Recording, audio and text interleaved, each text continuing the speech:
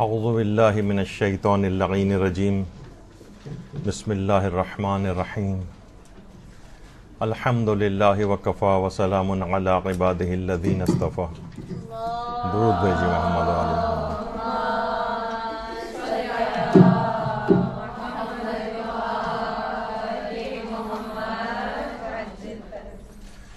دعاؤں اور عملیات کو لازمی طور پر قبول کروانے کے جو 100 طریقے کے موضوع پر ہمارا درس ہو رہا تھا، اس کا درس نمبر 4.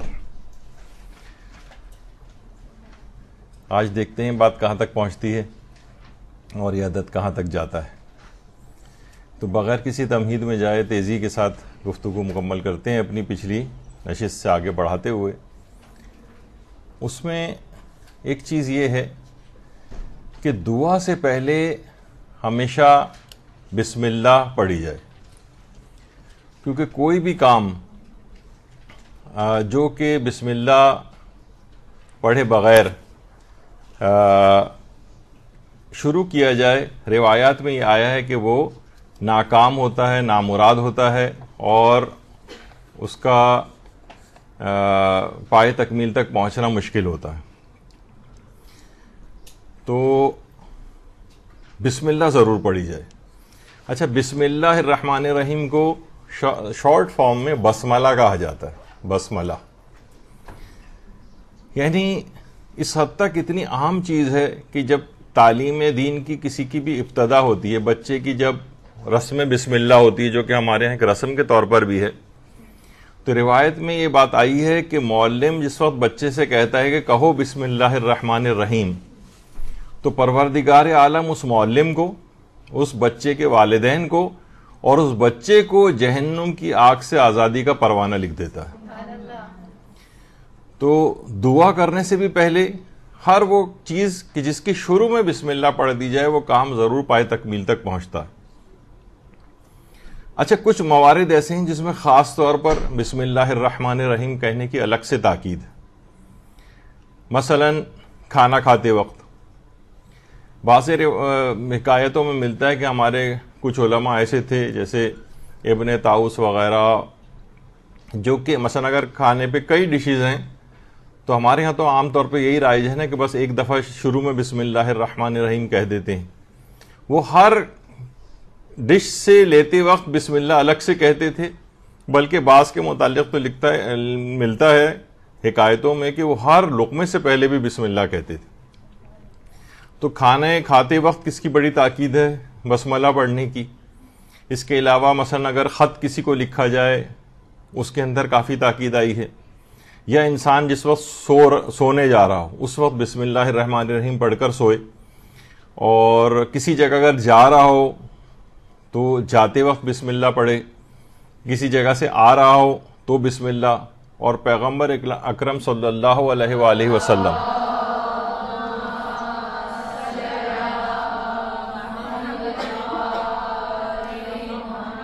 ان کی تو یہ سیرت تھی کہ مشرکین کے سامنے بسم اللہ الرحمن الرحیم کی بآواز بلند تلاوت کرتے تھے اور مشرکین کے تن بدن میں آگ لگ جاتی تھی. یعنی یہ ایسا پیغمبر کی سیرت تھی کہ اس طرح سے وہ بآواز بلند پڑھا کرتے تھے. اور کسی بھی تحریر کے شروع میں بھی بسم اللہ کی جو ہے وہ آیا ہے اس کے اندر، روایات کے اندر، کہ کسی بھی تحریر سے پہلے بھی بسم اللہ پڑھی جائے. البتہ اشعار سے پہلے بسم اللہ نہ پڑھنے کی، یعنی جو عمومی اشعار ہوتے ہیں، عمومی عام شاعری جو ہوتی ہے، عام غزلیں اور اس طرح کی چیز، اگر کوئی شاعر اپنا کلام کہیں پیش کر رہا ہو. اب اس اشعار کی بھی کئی اقسام ہیں، جو کہ جب ہمارے ہاں موسیقی اور گانے وغیرہ کے موضوع پہ جو دروس ہوئے تھے اس کے فقہی احکام پر، تو اس میں ہم نے اشعار کی اقسام بیان کی تھی. کچھ اشعار حق ہوتے ہیں، کچھ اشعار باطل ہوتے ہیں. کچھ اشعار باطل میں بھی کچھ مکروہ شاعری ہے اور کچھ حرام شاعری ہے. مکروہ، اچھا، جو اشعار حق ہیں وہ بھی شب جمعہ ان کی کراہیت ہے. اب اشعار حق سے کیا مراد ہے، یعنی کہ تفصیل تھی بڑی دلچسپ. تو بہرحال لیکن جو عمومی جو غزلی اشعار ہیں اس سے پہلے بسم اللہ کی تاکید نہیں. اور اسلام کے اندر ایک الگ سے یعنی ثقافت کا ایک عنوان ہے کہ شروع سے ہی بسم اللہ الرحمن الرحیم کو بہت خوش خط لکھنے کی ترغیب جو ہے اس لحاظ سے دلائی گئی ہے، اور مقابلے ہوتے ہیں عام طور پر، ایران میں مقابلے ہوتے ہیں کہ بسم اللہ کون کتنی خوش خط لکھے گا، اور ہر کام سے پہلے ایک روایت ملتی ہے کہ ابن عباس ایک دفعہ حضرت امیر المومنین علی ابن ابی طالب علیہ الصلوۃ والسلام اللہم صلی علی محمد وعلی محمد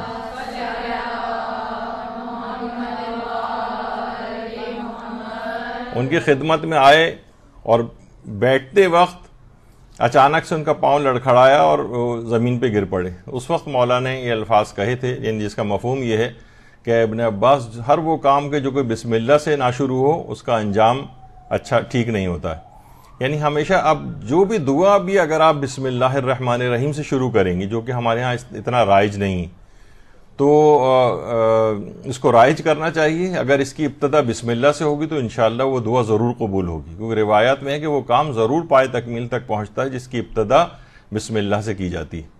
بسم اللہ الرحمن الرحیم کی فضیلت پہ یہاں پر ایک درس بھی ہو چکا ہے مدرسے میں، وہ بھی انٹرنیٹ پہ اس کی تفصیل دیکھی جا سکتی ہے۔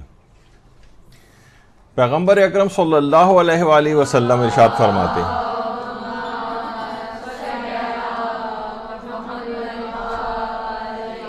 کہ وہ دعا رد ہی نہیں ہوتی جس کے شروع میں بسم اللہ الرحمن الرحیم پڑھا جائے، تو بہت اہم ہے یہ اس لحاظ سے۔ اگلی شرط یہ ہے دعا قبول کروانے کے لحاظ سے کہ دعا جو ہے وہ تضرع، رونے اور اعتراف گناہ کے بعد ہونی چاہیے۔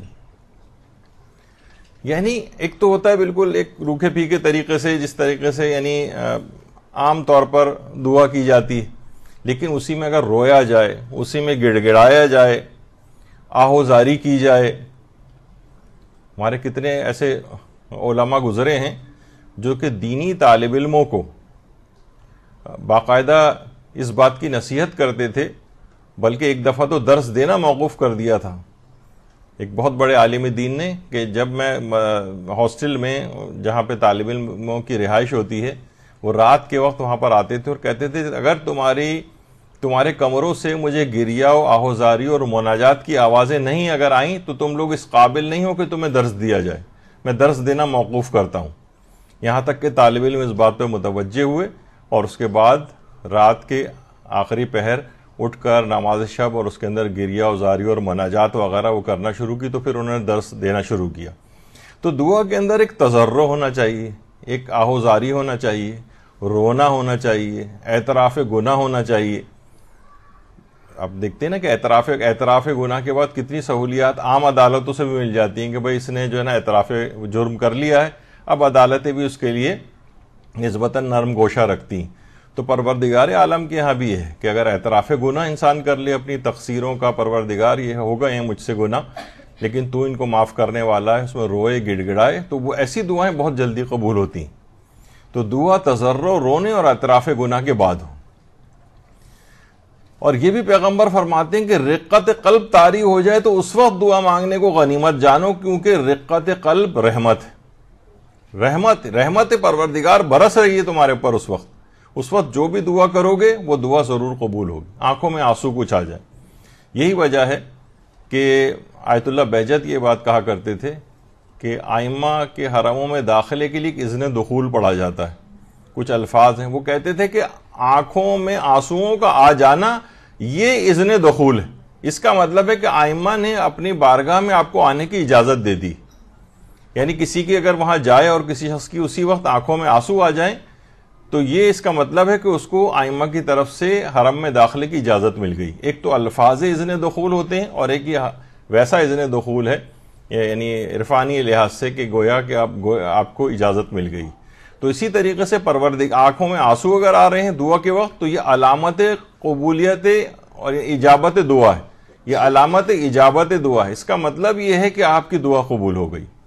تو انسان خواہ بتکلف ہی کیوں نہ صحیح اپنے آپ کو ذرا گہرائی کے اندر محسوس کرے اپنی دعا کو، اور اعتراف، کیونکہ اپنے گناہوں کو یاد کر کے رونا یہ خود بہت اس کی تاکید کی گئی ہے۔ تو بہرحال رقت قلب کے ساتھ ہونا چاہیے۔ اور یہ بھی پیغمبر نے فرمایا کہ رقت قلب طاری ہو جائے تو اس وقت دعا مانگنے کو غنیمت جانو، یہی کیونکہ یہ رقت قلب رحمت ہے۔ اور یہ بات بھی کہی ہے کہ جب چھٹے امام نے کہ جب تیرا جسم کانپنے لگے اور آنسو نکلنے لگے اور تیرا دل ڈرنے لگے تو اس وقت اللہ سے رجوع کر، تیرا تیر نشانے پر لگے گا، یعنی لازمی اس وقت دعا قبول ہو جائے گی۔ تو یہ ایک بہت اہم ہے جس کا روایات کے اندر تذکرہ آیا کہ دعا کو مانگتے وقت انسان کو چاہیے نہ صرف آنکھوں سے آنسو بلکہ دل بھی اس کا کانپ رہا ہو، جسم بھی اس کا کانپ رہا ہو، اور یعنی ڈوب کر جب دعا کرے گا تو اسی وقت یہ تمام کیفیات اس کو حاصل ہوں گی۔ اور روایت میں حضرت امیر المومنین علیہ الصلوۃ والسلام ارشاد فرماتے ہیں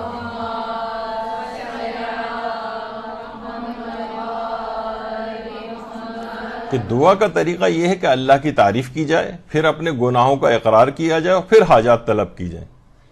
یعنی اللہ کی تعریف ہونی چاہیے، پہلے اپنے گناہوں کا اقرار ہونا چاہیے، کیونکہ روایت میں ملتا ہے کوئی بندہ اس وقت تک اپنے گناہوں سے باہر نہیں آتا جب تک کہ وہ اپنے گناہوں کا اقرار نہ کر لے۔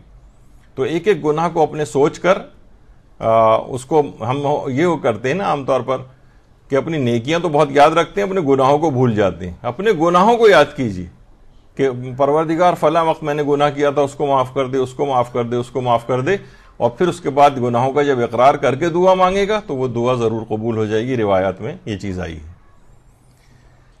پیغمبر اکرم کس طرح سے دعا مانگتے تھے؟ حضرت امام حسین علیہ الصلوۃ والسلام ارشاد فرماتے ہیں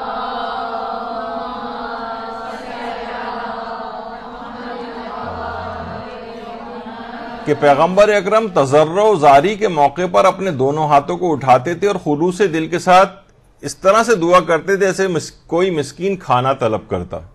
اللہ کے آگے اتنے عاجزی کا اظہار کرتے تھے پیغمبر اکرم، اس طریقے سے کوئی فقیر اور مسکین کسی کے سامنے مانگتا ہے تو اپنے رب کے سامنے اس طرح سے عاجزی کا اظہار کرتے تھے۔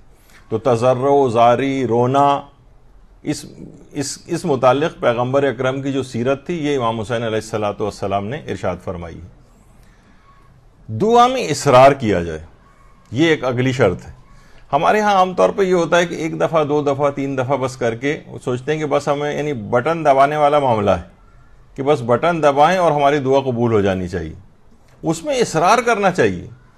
ممکن ہے کہ اتنی جلدی ابھی آخر میں چل کے اگر آج موقع اس کا ہوا تو اس میں یہ ذکر آئے گا کہ بعض اوقات ایک طویل عرصہ بھی لگ سکتا ہے، اور اس کے فوائد کتنے زیادہ ہیں کہ جتنا لیٹ دعا قبول ہوگی اور آپ اتنا ہی اصرار کرتی جائیں گی، تو جیسے کہ ہم نے پہلی نشست میں عرض کیا تھا کہ دعا بذات خود ایک عبادت ہے، استغفار بذات خود ایک عبادت ہے۔ جیسے کہ کہا جاتا ہے نا کہ آخر آئمہ اور جو پیغمبر اکرم یہ استغفار کیوں کرتے تھے؟ روایتوں میں ملتا ہے پیغمبر 70 دفعہ روزانہ استغفار کرتے تھے۔ تو کیوں استغفار کرتے تھے جبکہ کوئی گناہ نہیں تھا ان کا؟ تو علماء یہی بیان کرتے ہیں کہ یہ جو دعا ہے اور استغفار ہے یہ بذات خود ایک عبادت ہے، اس کا گناہ سے تعلق نہیں ہے۔ استغفار کرنا بذات خود ایک عبادت ہے اور وہ مسلسل عبادت ہے خدا میں۔ تو دعا میں اصرار کیا جائے، یعنی جتنی دیر لگے گی دعا قبول ہونے میں اور آپ کی طرف سے اتنا ہی اصرار ہوگا تو نیکیوں سے نامہ اعمال مسلسل بھرتا جائے گا کہ آپ مسلسل اس کام کو عبادت خدا میں اس وقت کو گزار رہی ہیں۔ دعا میں اصرار کیا جائے، بار بار کی جائے، بار بار کی جائے، بار بار کی جائے، یہاں تک کہ ایک موقع آئے گا کہ دروازہ مسلسل کھٹکھٹانے پر کھول ہی جاتا ہے۔ دعا میں اصرار۔ پیغمبر اکرم صلی اللہ علیہ وآلہ وسلم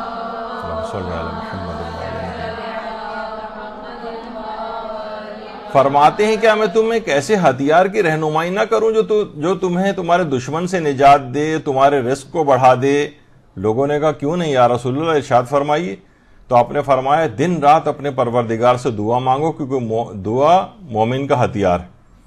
اور پیغمبر نے یہ بھی فرمایا کہ اللہ اس مانگنے والے کو پسند کرتا ہے جو مانگنے میں اصرار کرے، بار بار مانگے، بار بار مانگے۔ یہ نہ ہو کہ بس ایک آدھ دفعہ مانگا اور اس کے بعد پھر وہ کہے کہ جناب بس اب میری دعا تو قبول ہونی چاہیے، اللہ تو میری کوئی دعا سنتا ہی نہیں ہے، اور فوراً حرف شکایت زبانوں کے اوپر آ جائے۔ یہ پسند نہیں کیا گیا ہے، اور بس آپ کا جو فریضہ ہے آپ اس کو انجام دیجیے، پروردگار کے ہاں جب مصلحت ہوگی تو وہ اس دعا کو قبول کرے گا۔ اس کے بعد اگلی شرط یہ ہے کہ دعاؤں سے بے وفائی نہ کی جائے۔ اچھا یہ کیا ہوتی ہے دعاؤں سے بے وفائی؟ ہمارے ہاں کیا ہوتا ہے کہ مثلا ہم نے اپنی کسی حاجت کے لیے کوئی دعا پڑھنی شروع کی اور وہ حاجت قبول ہو گئی، ہم فوراً اس دعا کو پڑھنا ترک کر دیتے ہیں۔ یہ دعاؤں سے بے وفائی. وفا کا تقاضا ہی. اچھا، اس سے ایک فائدہ ایک اور بھی ہوتا ہے. مثلاً اگر وہ دعا جو کہ آپ نے کرنی شروع کی تھی کوئی، کیونکہ مثلاً فلاں میں دعائے توسل آپ نے کسی حاجت کے لیے پڑھنا شروع کی اور وہ حاجت آپ کی پوری ہو گئی، اب آپ نے دعائے توسل پڑھنا بند کر دی. حدیث قصہ کسی حاجت کے لیے پڑھنا شروع کی، وہ بند کر دی. نہیں، اس میں دوام رکھیں. اس سے فائدہ یہ ہوگا کہ وہ جو آئی ہوئی نعمت کی جو قبول شدہ دعا ہے اس کا بیمہ ہو جاتا ہے. کیونکہ بعض اوقات آئی ہوئی نعمتیں بھی تو واپس ہو جاتی ہیں. مثلا آپ نے کسی دعا بیماری کو دور کرنے کے لیے پڑھی اور پھر وہ بیماری دور ہو گئی آپ کی، آپ نے دعا پڑھنی چھوڑ دی، اور تو ممکن ہے وہ بیماری پھر دوبارہ ہو جائے یا کوئی اور بیماری ہو جائے. اگر اس دعا کو آپ کنٹینیو رکھیں گی تو یہ بیمہ ہو جائے گا.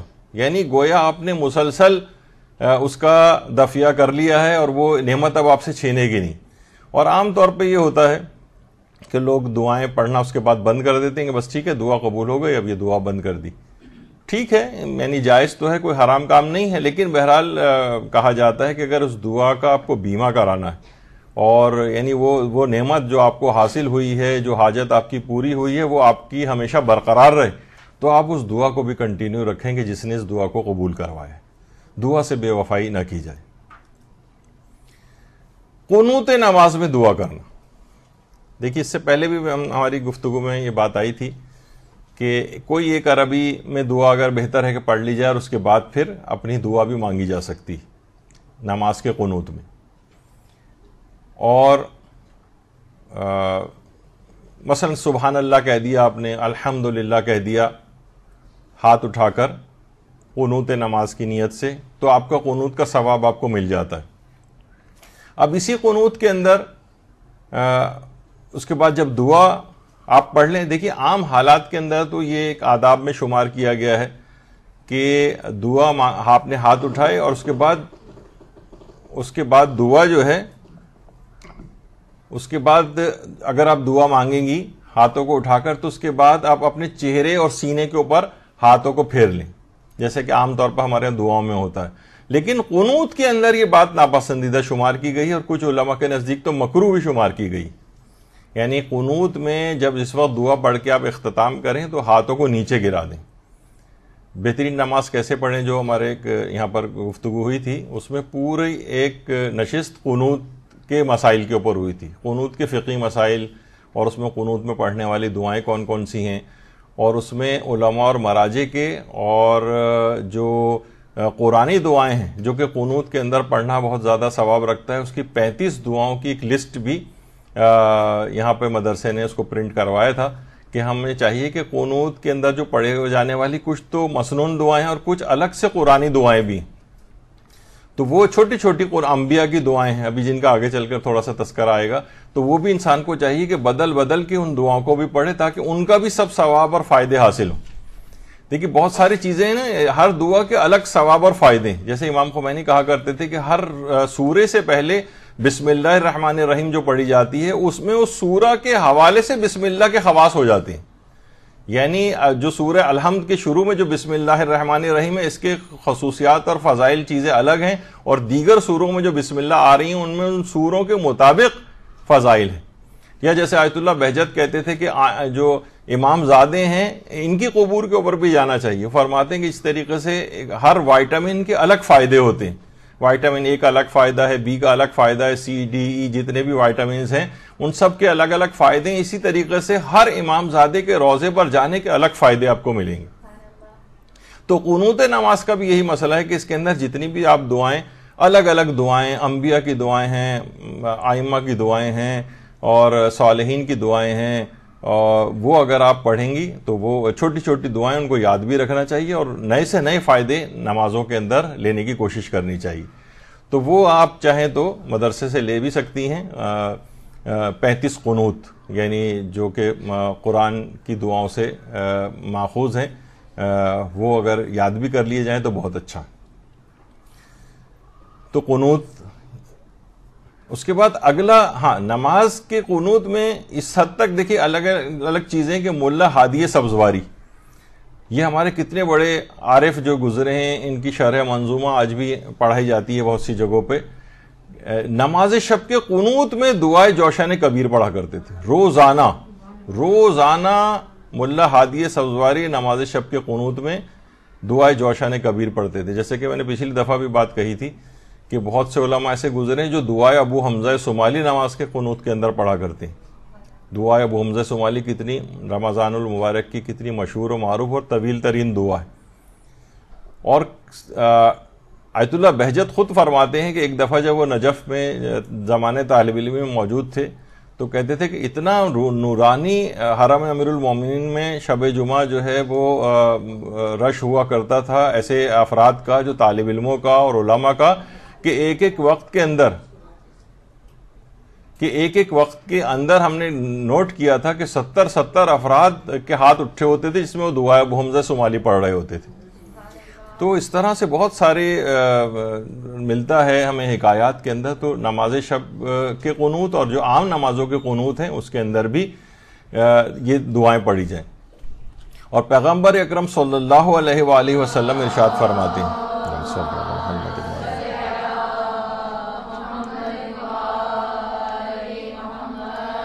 کہ دنیا میں قنوت کو طول دینے والے قیامت کے دن حساب کے موقع پر بہت آرام سے ہوں گے. یعنی جتنا قنوت آپ کا طولانی ہوگا. اچھا قنوت طولانی کی کیا معنی صرف ہاتھ اٹھائے رہے؟ نہیں، اس کا مطلب ہے اتنی ہی دعائیں آپ پڑھ رہی ہیں، یعنی کثرت دعا قنوت کے اندر ہو رہی. تو قیامت کے دن حساب و کتاب میں بہت آسانی ہوگی. اتنی تیز جتنا یہاں طویل اختیار کر لیں گی آپ قنوت کو اتنا ہی قیامت کے دن کم ٹائم میں حساب و کتاب ہو جائے گا. تو یہاں یہ دنیا کے اندر ظاہر دنیا جو ہے وہ دارالعمل ہے، آخرت دارالجزا ہے. یعنی یہاں پر آپ کو کام کرنا ہے اور اس کا فوائد آپ کو آخرت میں لینے. تو قنوت کو طول دیجئے. اچھا جب ظاہر ہے کہ دعائے ابو حمزہ سمالی کوئی پڑھ رہا ہوگا، دعائے جوشان کبیر چلیں یہ تو بہت زیادہ طویل ہو گئی، لیکن اور بھی قنوت. اچھا ضروری نہیں کہ صرف ایک دعا پڑھ، مثلا اپنے ربنا آتینا پڑھ لی، ربنا اغفر لی پڑھ لی. اس طرح کی چھوٹی چھوٹی 5 7 8 10 دعائیں بھی قنوت کے اندر آپ پڑھ سکتی ہیں.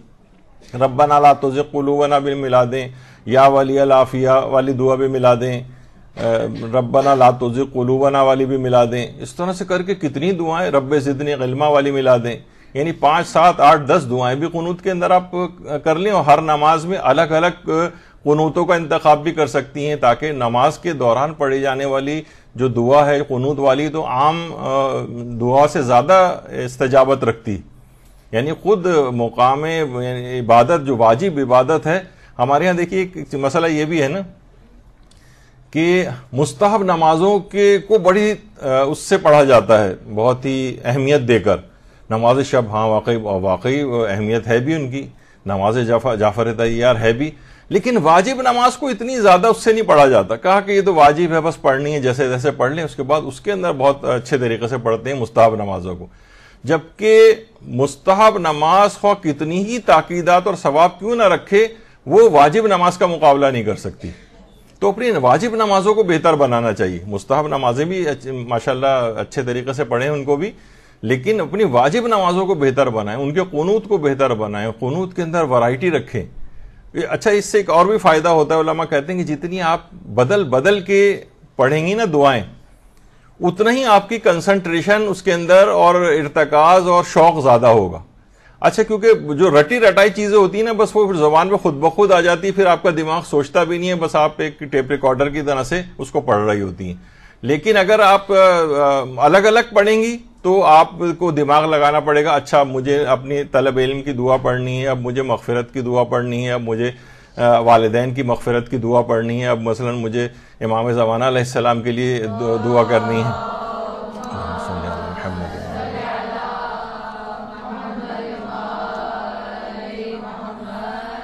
تو قنوت میں بھی جب بھی ہم نے اس کے 35 قنوت الگ سے نکالے کہ وہ قرآنی آیات پہ مشتمل ہیں، انبیاء کے قنوت ہیں، یعنی انبیاء جو دعائیں مانگا کرتے تھے وہ ان کو قنوت کے اندر پڑھیں.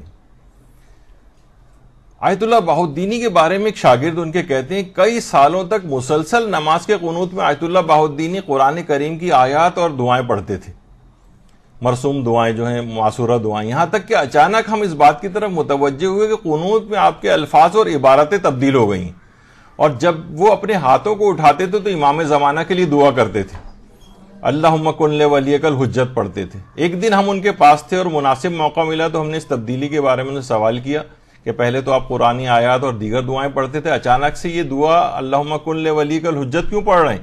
تو آپ نے ایک جملے پر اکتفا کیا اور کہا کہ امام زمانہ نے یہ پیغام پہنچا ہے کہ قنوت میں ہمارے لیے دعا کیا کرو. صلی اللہ علیہ محمد.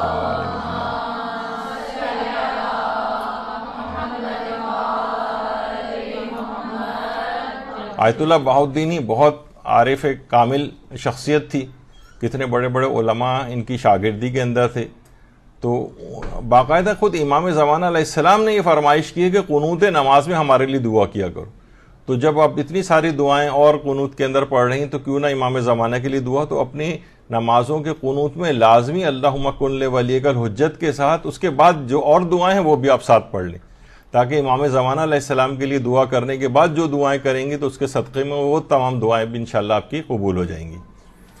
تو قنوت میں تعجیل فرج کے لیے دعا، تعجیل ظہور کے لیے دعا، یہ بھی ضرور ہونی چاہیے. اس میں بھی ہمارے تمام مشکلات کا حل ہے.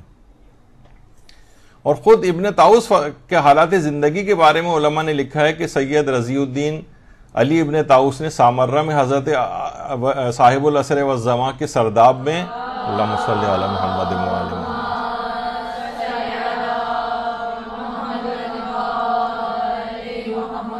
کہ امام زمانہ کی خود انہوں نے صدائے مبارک سنی کہ آپ اپنی دعائے قنوت میں آپ پڑھ رہے تھے کہ اے اللہ ہمارے شیعہ ہماری فاضل طینت یعنی بچی ہوئی مٹی سے خلق ہوئے، لہٰذا تو ہماری ولایت کے پانی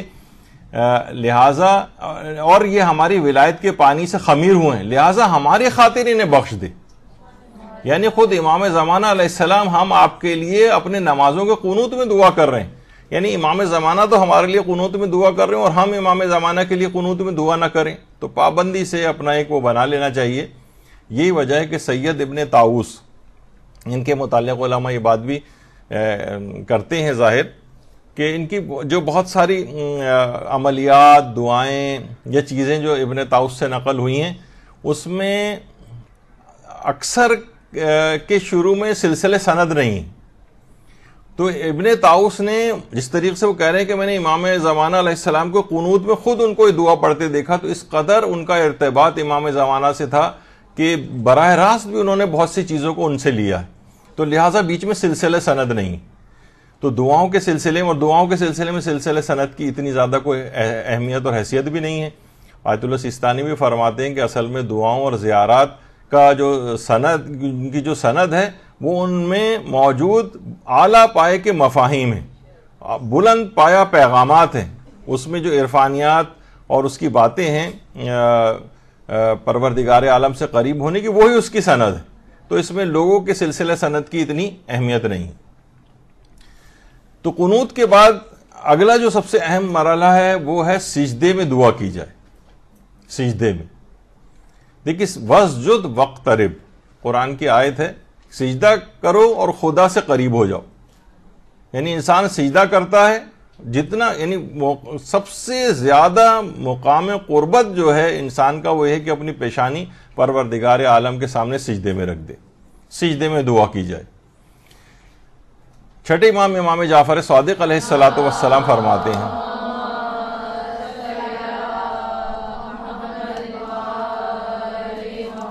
کہ جب بندہ سجدے میں اپنے رب سے دعا کر رہا ہوتا ہے تو اس وقت بندہ اپنے رب سے سب سے زیادہ قریب ہوتا ہے. اور وہ قرآن کی آیت بھی ابھی آپ نے سنی. اور پیغمبر اکرم صلی اللہ علیہ وآلہ وسلم اللہم صلی علی محمد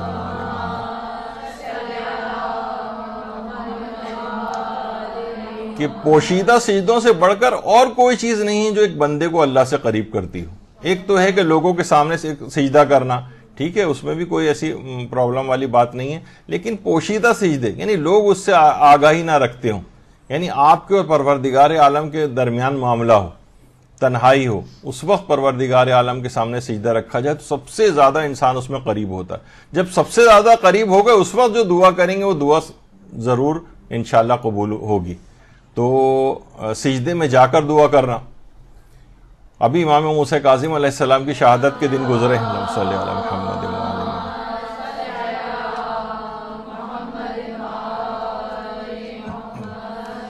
کہ امام موسیٰ کاظم قید خانے میں صبح سے ظہر تک ایک ہی سجدے میں صبح سے لے کر ظہر تک ایک سجدے کے اندر وقت گزار دیتے تھے اور اسی طرح سے زمین سے اپنے آپ کو لگائے رکھتے تھے. تو اس سے آپ سوچیں کہ ایک سجدہ اتنا طویل ترین سجدہ, اور جب انسان سجدہ اتنا طویل کرے اس میں جو بھی چاہیں دعائیں کرے, انشاءاللہ وہ دعائیں بھی اس کی لازمی طور پر قبول ہوں گی. اور چوتھے امام زین العابدین علیہ الصلوۃ والسلام,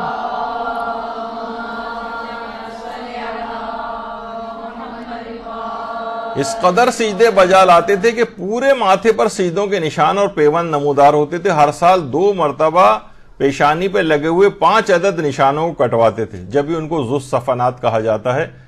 یعنی اس طرح سے گٹے ان کے پیشانی کے اوپر پڑ جاتے تھے کثرت سجدہ کے ذریعے. تو ہمیں چاہیے کہ علماء بھی کہتے ہیں کہ گھر میں ایک جانماز ہو جو کہ ہر وقت بچھی رہے. ہر وقت لوگوں کو اس کی فکر سوار ہوتی ہے کہ جانماز بچھی رہے گی اور کھلی رہے گی تو شیطان نہ پڑھنا شروع کر دے. اچھی بات ہے اگر وہ پڑھنا شروع کر دیتا ہے, لیکن کم سے کم آپ کو تو سہولت ہو جائے. اب جانماز تہ کر کے کسی جگہ بند رکھی ہوئی ہے تو آدمی کو بھی سستی آتی ہے, کون کھولے. ایک ہر وقت کھلی ہوئی جانماز اور سجدہ رکھی ہو, آتے جاتے ایک سجدہ بے اختیار کیجئے, وہاں پر نعمتوں کو یاد کر دیجئے. اس سے پہلے بھی بیان ہو چکا ہے یہاں پر, اور انشاءاللہ ایک شکر کے موضوع پر ارادہ ہے کہ آئندہ کہ ہر نعمت کے الگ الگ کس طرح سے شکر بیان کیے گئے ہیں. تو ہم ایک دفعہ کہہ دیتے ہیں بس اللہ تیرا شکر ہے, خالی یہ نہیں بلکہ شکر کی بہت ساری کیٹیگریز ہیں. تو اس میں ایک یہ کہ سجدہ شکر, یعنی کوئی نہ کوئی نعمت آپ کو اپنی یاد آئے گی. ہر وقت انسان کو چاہیے اللہ کی نعمتوں کو یاد کرے. ائمہ کی سیرت میں ملتا ہے سواری پر بھی ہوتے تو اتر کے ایک سجدہ کر لیا کرتے تھے کہ ایک نعمت خدا مجھے یاد آ گئی تو میں نے ایک سجدہ شکر کیا. تو یہ اس قسم کی ایک عادت گھر میں پریکٹس ہونی چاہیے. جو قرآن مجید کو اتنے زیادہ جزدانوں کے اندر لپیٹ کے اتنی اونچی جگہ کے اوپر رکھنا کہ سیڑھی لگا کے اس کو اتار کے نیچے لانا پڑے تو کبھی کوئی اس کو نہیں پڑے گا. جب بھی کہا جاتا ہے نا, کون سی وہ دادی اماں جو تھیں وہ پیسے چھپا کے رکھتی تھیں, اور ہاں تو وہ یہی کہتی تھیں کہ قرآن میں اس وجہ سے رکھتی ہوں مجھے پتہ ہے تم میں سے کوئی اس کو نہیں کھولے گا کبھی. تو بہرحال اس طرح سے لوگ جب اس طرح سے دور رکھا جائے گا لوگوں کی پہنچ سے تو کون قرآن کو کھول کے پڑھے گا. یہ بالکل ہینڈی ہونا چاہیے قرآن. بلکہ علامہ طالب جوہری صاحب قبلہ آئے تھے تو نے ان سے یہاں مدرسے کا وزٹ کیا تھا انہوں نے جب وہ حیات تھے, اللہ ان کے درجات کو بلند فرمائے. تو وہ یہی کہتے تھے کہ ہمارے استاد کہتے تھے قرآن کو اتنا پڑھنا چاہیے, اتنا پڑھنا چاہیے, اتنا پڑھنا چاہیے کہ وہ بوسیدہ ہو کر پھٹ جائے اور آپ کو نیا قرآن لینا پڑے. یعنی قرآن کا احترام یہ نہیں ہے کچھ جزدانوں میں لپیٹ کر بغیر پڑھے اتنا اوپر رکھ دو کہ وہ 5000 سال تک مثلا بالکل کوئی نقصان اس کو نہ پہنچے. یعنی یہ نہیں, اتنی کثرت کے ساتھ پڑھنا چاہیے. اب یہ نہیں کہ اس کے معنی کہ خود ہی اس کو اتنا ایسا رف ہینڈل کریں گے وہ پھٹ جائے. مقصد ہے کہ یعنی کثرت سے جب تلاوت ہوگی تو ظاہر ایک صفات کی بھی ایک عمر ہوتی ہے, وہ بھی خستہ ہو جاتے ہیں. تو پڑھ کے اسے خستہ کیجیے. یہ نہ ہو کہ مثلا خدا نہ خواستہ کوئی یعنی صرف رکھے اس کے صفات خراب ہو جائیں. تو قرآن کے لحاظ سے یہ بات ہے. تو بہرحال کثرت سجدہ جتنی آپ دعاؤں کی کثرت کریں گے سجدے میں جا کر اس کی قبولیت کے امکانات اسی قدر بڑھے رہیں گے. اور یہ بھی چھٹے امام نے جملہ ارشاد فرمایا کہ طولانی رکوع اور سجود جو ہیں عمر کے طولانی ہونے میں بھی مؤثر ہے. یعنی جتنا آپ رکوع اور سجدوں میں طول دیں گی اتنی ہی آپ کی عمر بڑھتی چلی جائے گی. تو دنیاوی اثرات بھی ہیں, اور ابھی آپ نے اس سے پہلے سنا کہ عالم آخرت میں اس کا بہت ہی اطمینان سے ہوگا, بہت ہی جلدی حساب کتاب اس کا ہو جائے گا. یعنی جتنا یہاں پر طول دیں گی قنوت کو, جتنا طول دیں گی رکوع اور سجدے کو, اور رکوع اور سجدے کو طول اس طرح تو نہیں دیں گی بس آپ خاموش بیٹھی ہوئی ہیں اس کے اندر اور سجدے کے اندر ہیں, نہیں, اس میں آپ دعائیں اذکار یہ سب اپنے بڑھائیں. اور رکوع اور سجدے میں طول دینے میں جتنا چاہیں آپ, مثلا آپ سبحان اللہ سبحان اللہ سبحان اللہ جتنی دفعہ چاہیں پڑھ لیں.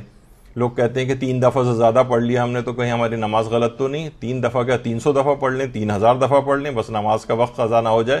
لیکن اتنا طویل رکوع اور سجدہ بھی آپ کر سکتی ہیں. تو یہ دنیاوی اعتبار سے بھی مؤثر ہیں اور آخرت کے اعتبار سے بھی بہت فائدہ مند چیزیں. حضرت امیر المومنین علیہ الصلوۃ والسلام ارشاد فرماتے ہیں اللہم صلی علی محمد و آل محمد کہ اگر نمازی کو علم ہو جائے کہ کتنی رحمتوں نے اسے گھیرا ہوا ہے تو وہ کبھی سجدے سے سر نہ اٹھائے. اس قدر رحمتیں اس کے اوپر نازل ہو رہی ہوتی ہیں، اس قدر رحمتیں نازل ہو رہی ہیں، تو سوچیے کہ جو بھی دعا وہ مانگ رہا ہوگا کہ وہ کیوں قبول نہ ہوگی. اس وقت تو رحمت خدا اس کی چاروں طرف منڈلا رہی ہے، اس کے اوپر نازل ہو رہی ہے، برس رہی ہے اس کے اوپر. اس وقت جو بھی دعا مانگے گا وہ لازمی قبول ہوگی. آیت اللہ حسن زادہ عاملی فرماتے تھے، خدایا میں ان فرشتوں میں ہونے کی آرزو کرتا ہوں جو سجدوں کے علاوہ کوئی دوسرا کام نہیں کرتے. اے کاش میں اول زندگی سے آخری سانس تک ایک ہی سجدے میں گزار دیتا. یعنی سجدوں میں ہونا، حالت سجدہ میں. کہتے ہیں میں آرزو کرتا ہوں، ہے نا کہ بہت سے فرشتے ایسے ہیں جو صرف رکوع میں ہی ہیں، کچھ سجدوں میں ہی ہیں. تو کہتے ہیں کاش میں آرزو کرتا ہوں کہ میں ان فرشتوں میں سے ہوتا کہ جو پوری زندگی سجدے کے اندر، یعنی پورا پروردگار نے جو ان کا خلقت کا وقت رکھا ہے اسے مسلسل وہ سجدے کی حالت میں آخری سانس تک میں اپنی زندگی بھی کاش ایسی گزار سکتا. تو سجدہ ایک ایسی چیز ہے، اس میں جو دعائیں کریں گے وہ انشاءاللہ لازمی قبول ہوں گی. امام جعفر صادق علیہ الصلوۃ والسلام کو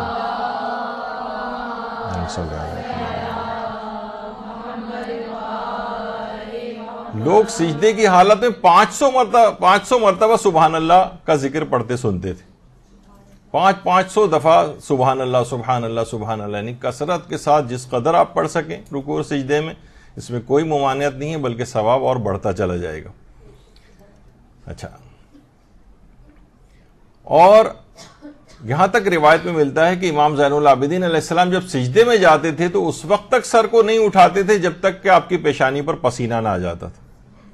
اچھا، یہ نمازوں سے ہٹ کر بھی تھا، یعنی فقط یہ نہیں کہ نمازوں میں ہی نہیں، الگ سے بھی سجدہ کرنے کی بہت تاکید ہے، اور اس میں جس قدر بھی دعائیں آپ کر سکیں اپنے لیے، سجدے میں جا کر جو دعا کریں گی اس کی قبولیت کے امکانات بہت زیادہ بڑھ جائیں گے. اگلا مرحلہ یہ ہے کہ والدین کی قبر پر جا کر دعا کی جائے، اللہ سے دعا کی جائے والدین کی قبر پر جا کر، اور والدین کو وسیلہ بنایا جائے. یعنی اللہ نے جب ان وسیلے کے طور پہ تو کہا ہے کہ ان کی قبر کے اوپر جاؤ اور دعا کرو، اللہ سے دعا کرو تو اللہ آپ کی دعا کو قبول کرے گا. یہی وجہ ہے کہ آیت اللہ سیستانی نے بھی توضیح المسائل میں لکھا ہے کہ والدین کی قبور پر جا کر اللہ سے حاجات طلب کرنا مستحب ہے. یعنی انسان اپنے والدین یا اور جو آبا و اجداد ہیں، کسی کی دادا دادی نانا نانی اس طرح سے جو رشتہ دار ہیں، ان کی قبور پہ جا کر، اور میں نے بذات خود بھی اس کا تجربہ کیا ہے، والدین کی قبور پہ جا کر جو دعا مانگی جاتی ہے وہ لازمی قبول ہو جاتی ہے. یعنی باقاعدہ الگ سے میں نے نوٹ بھی کیا کہ یہ دعائیں کی تھیں، اور یعنی اگر میں دماغ میں لے کر آؤں تو 100% وہ قبول ہوئیں. تو والدین کی قبور پر جا کر حاجات طلب کرنا الگ سے آیت اللہ سیستانی نے کہا ہے مستحب ہے، اللہ سے حاجات طلب کرنا. آیت اللہ حافظ بشیر نجفی سے بھی استفتاء ایک ہوا ہے، جو ان کا رسالہ صوت النجف ہے، کہ اگر کسی مومن کی کوئی حاجت پوری نہ ہو رہی ہو تو وہ اپنے ماں باپ کی قبر پر جائے اور کہے کہ اے میرے والدین، آپ خدا سے میری شفاعت کریں گے، خدا میری حاجت کو قبول کرے، تو اللہ آپ کی اس حاجت کو قبول کر لے گا. یعنی وہاں جا کر وہ انہیں مقام استجابت دعا ہے والدین کی. اگر کسی کے والدین حیات نہیں ہیں تو ان کی قبر پہ جا کر، اور زندہ والدین موجود ہیں تو ان کی دعائیں آپ لیں. ابھی آگے چل کر اس کا ذکر آئے گا. یعنی یہ نہیں کہ خدا نہ خواستہ ہم انتظار کریں گے کہ ان کا انتقال ہو جائے تو ان کی قبر پہ جائیں. بھائی ابھی ان کو راضی کیجئے، ابھی ان کو خوش کیجئے. یہاں پہ ناراض کیا ہوا اور انتظار کر رہے ہیں کہ قبر پہ جا کے دعا مانگیں گے تو قبول ہوگی. تو والدین کے ذریعے اللہ سے دعا مانگنا. اچھا، کچھ خاص راتوں میں دعائیں، خاص راتوں میں. خاص راتیں کون سی ہیں؟ ایک تو ابھی کچھ ہی دن بعد آنے والی ہے لیلۃ القدر، شب قدر، اور انشاءاللہ شب قدر سے پہلے شب قدر کے فضائل کے اوپر تقریباً ہمارے تو جب سے مدرسہ کا آغاز ہوا ہے شب قدر کے سلسلے میں الگ سے کلاس لازمی ہوتی، تو اس لحاظ سے تو 18ویں یا 20ویں کلاس اس لحاظ سے ہوگی شب قدر پہ. تو لیلۃ القدر اتنی زیادہ فضائل ہیں، اور واقعی جو 1000 مہینوں سے بھی افضل رات ہے، اس کے فضائل اتنی جلدی کیسے ختم ہو جائیں گے. تو ایسی شبوں کو بالکل ضائع نہیں کرنا چاہیے، بلکہ اس کی تیاری ابھی سے شروع کر دینی چاہیے. میں نے کتنے ہی ایسے بچوں کو دیکھا ہے کہ وہ باقاعدہ ایک پوری لسٹ بنا کے سوچ کے مہینوں پہلے سے اپنے پاس، تاکہ اس رات شب قدر میں وہ دعائیں علی الخصوص، ایسا نہ ہو کہ کوئی دعا آپ کے دماغ سے مس ہو جائے، سلپ ہو جائے، تو پہلے سے ان کا پورا ایک اپنے پاس آپ رکھیں گے یہ ساری دعائیں مجھے اس رات کو کرنی ہیں، کیونکہ وہ رات ہے ہی دعاؤں کی قبولیت کی رات. خاص راتوں کو بالکل مس نہ کریں. یعنی ہوتا ہے نا کہ بعض اوقات پتہ چلا وہ کیونکہ رمضان میں ہی آ رہی ہیں تو افطاریوں میں اور اس کے بعد رات کے کھانوں میں اور برتن کو دھونے میں، یعنی کچھ اپنے اس رات کو کچھ ایسے طریقہ کار آپ استعمال کریں کہ ان میں زیادہ وقت نہ لگائیں. یہ تو سارا سال کھانے پینے کے سلسلے چلتے ہی رہتے ہیں، اور اتنا زیادہ جتنا آدمی اس رات کو کھا لیتا ہے اتنی زیادہ اسے غنودگی یہ وہ عبادات میں بھی دل نہیں لگتا ہے. تو اتنے زیادہ اہتماموں کی ضرورت نہیں ہے، اور کچھ متبادل سوچ کے رکھنا چاہیے کہ زیادہ، کیونکہ رات تیزی سے گزرتی چلی جاتی. یعنی پتہ چلا 7:45 بجے افطار ہوا اور اس کے بعد سے لے کر اور 2:30-3 بجے پھر دوبارہ سحری، 4-5 گھنٹے کی رات ہے جس میں تمام اتنی چیزیں اہم انجام دینی ہیں، اور ایک ایک دعا جو ہے سوچ کے کرنی ہے کہ اس رات قلم لکھے تقدیریں لکھی جا رہی ہوں گی. تو تقدیر آپ لکھی جا رہی ہے، اور جس طرح علماء کہتے ہیں کہ اگلے دن کسی کو عدالت فیصلہ سنانے والی ہے تو پھانسی ہو جائے گی، بری ہو جائے گا، تو وہ رات کیا پوری سو کر گزارے گا؟ نہیں، اضطراب میں گزارے گا، پتہ نہیں میرے لیے کیا فیصلہ لکھا جائے. تو اسی طریقے سے شب قدر کے اندر ہے کہ پتہ نہیں کیا کچھ لکھا جائے، تقدیر میں کیا لکھا جانے والا ہے. تو اس رات اپنی تقدیر بدلوائی جا سکتی. تو ساری چیزیں پہلے سے کر کے رکھیں کہ اس میں کون کون سی دعائیں مانگنی. شب نیمہ شعبان اس سے پہلے آئے گی 15 شعبان. اس رات کو امام اثر علیہ الصلوۃ والسلام، اللہم صلی علی محمد وآل محمد،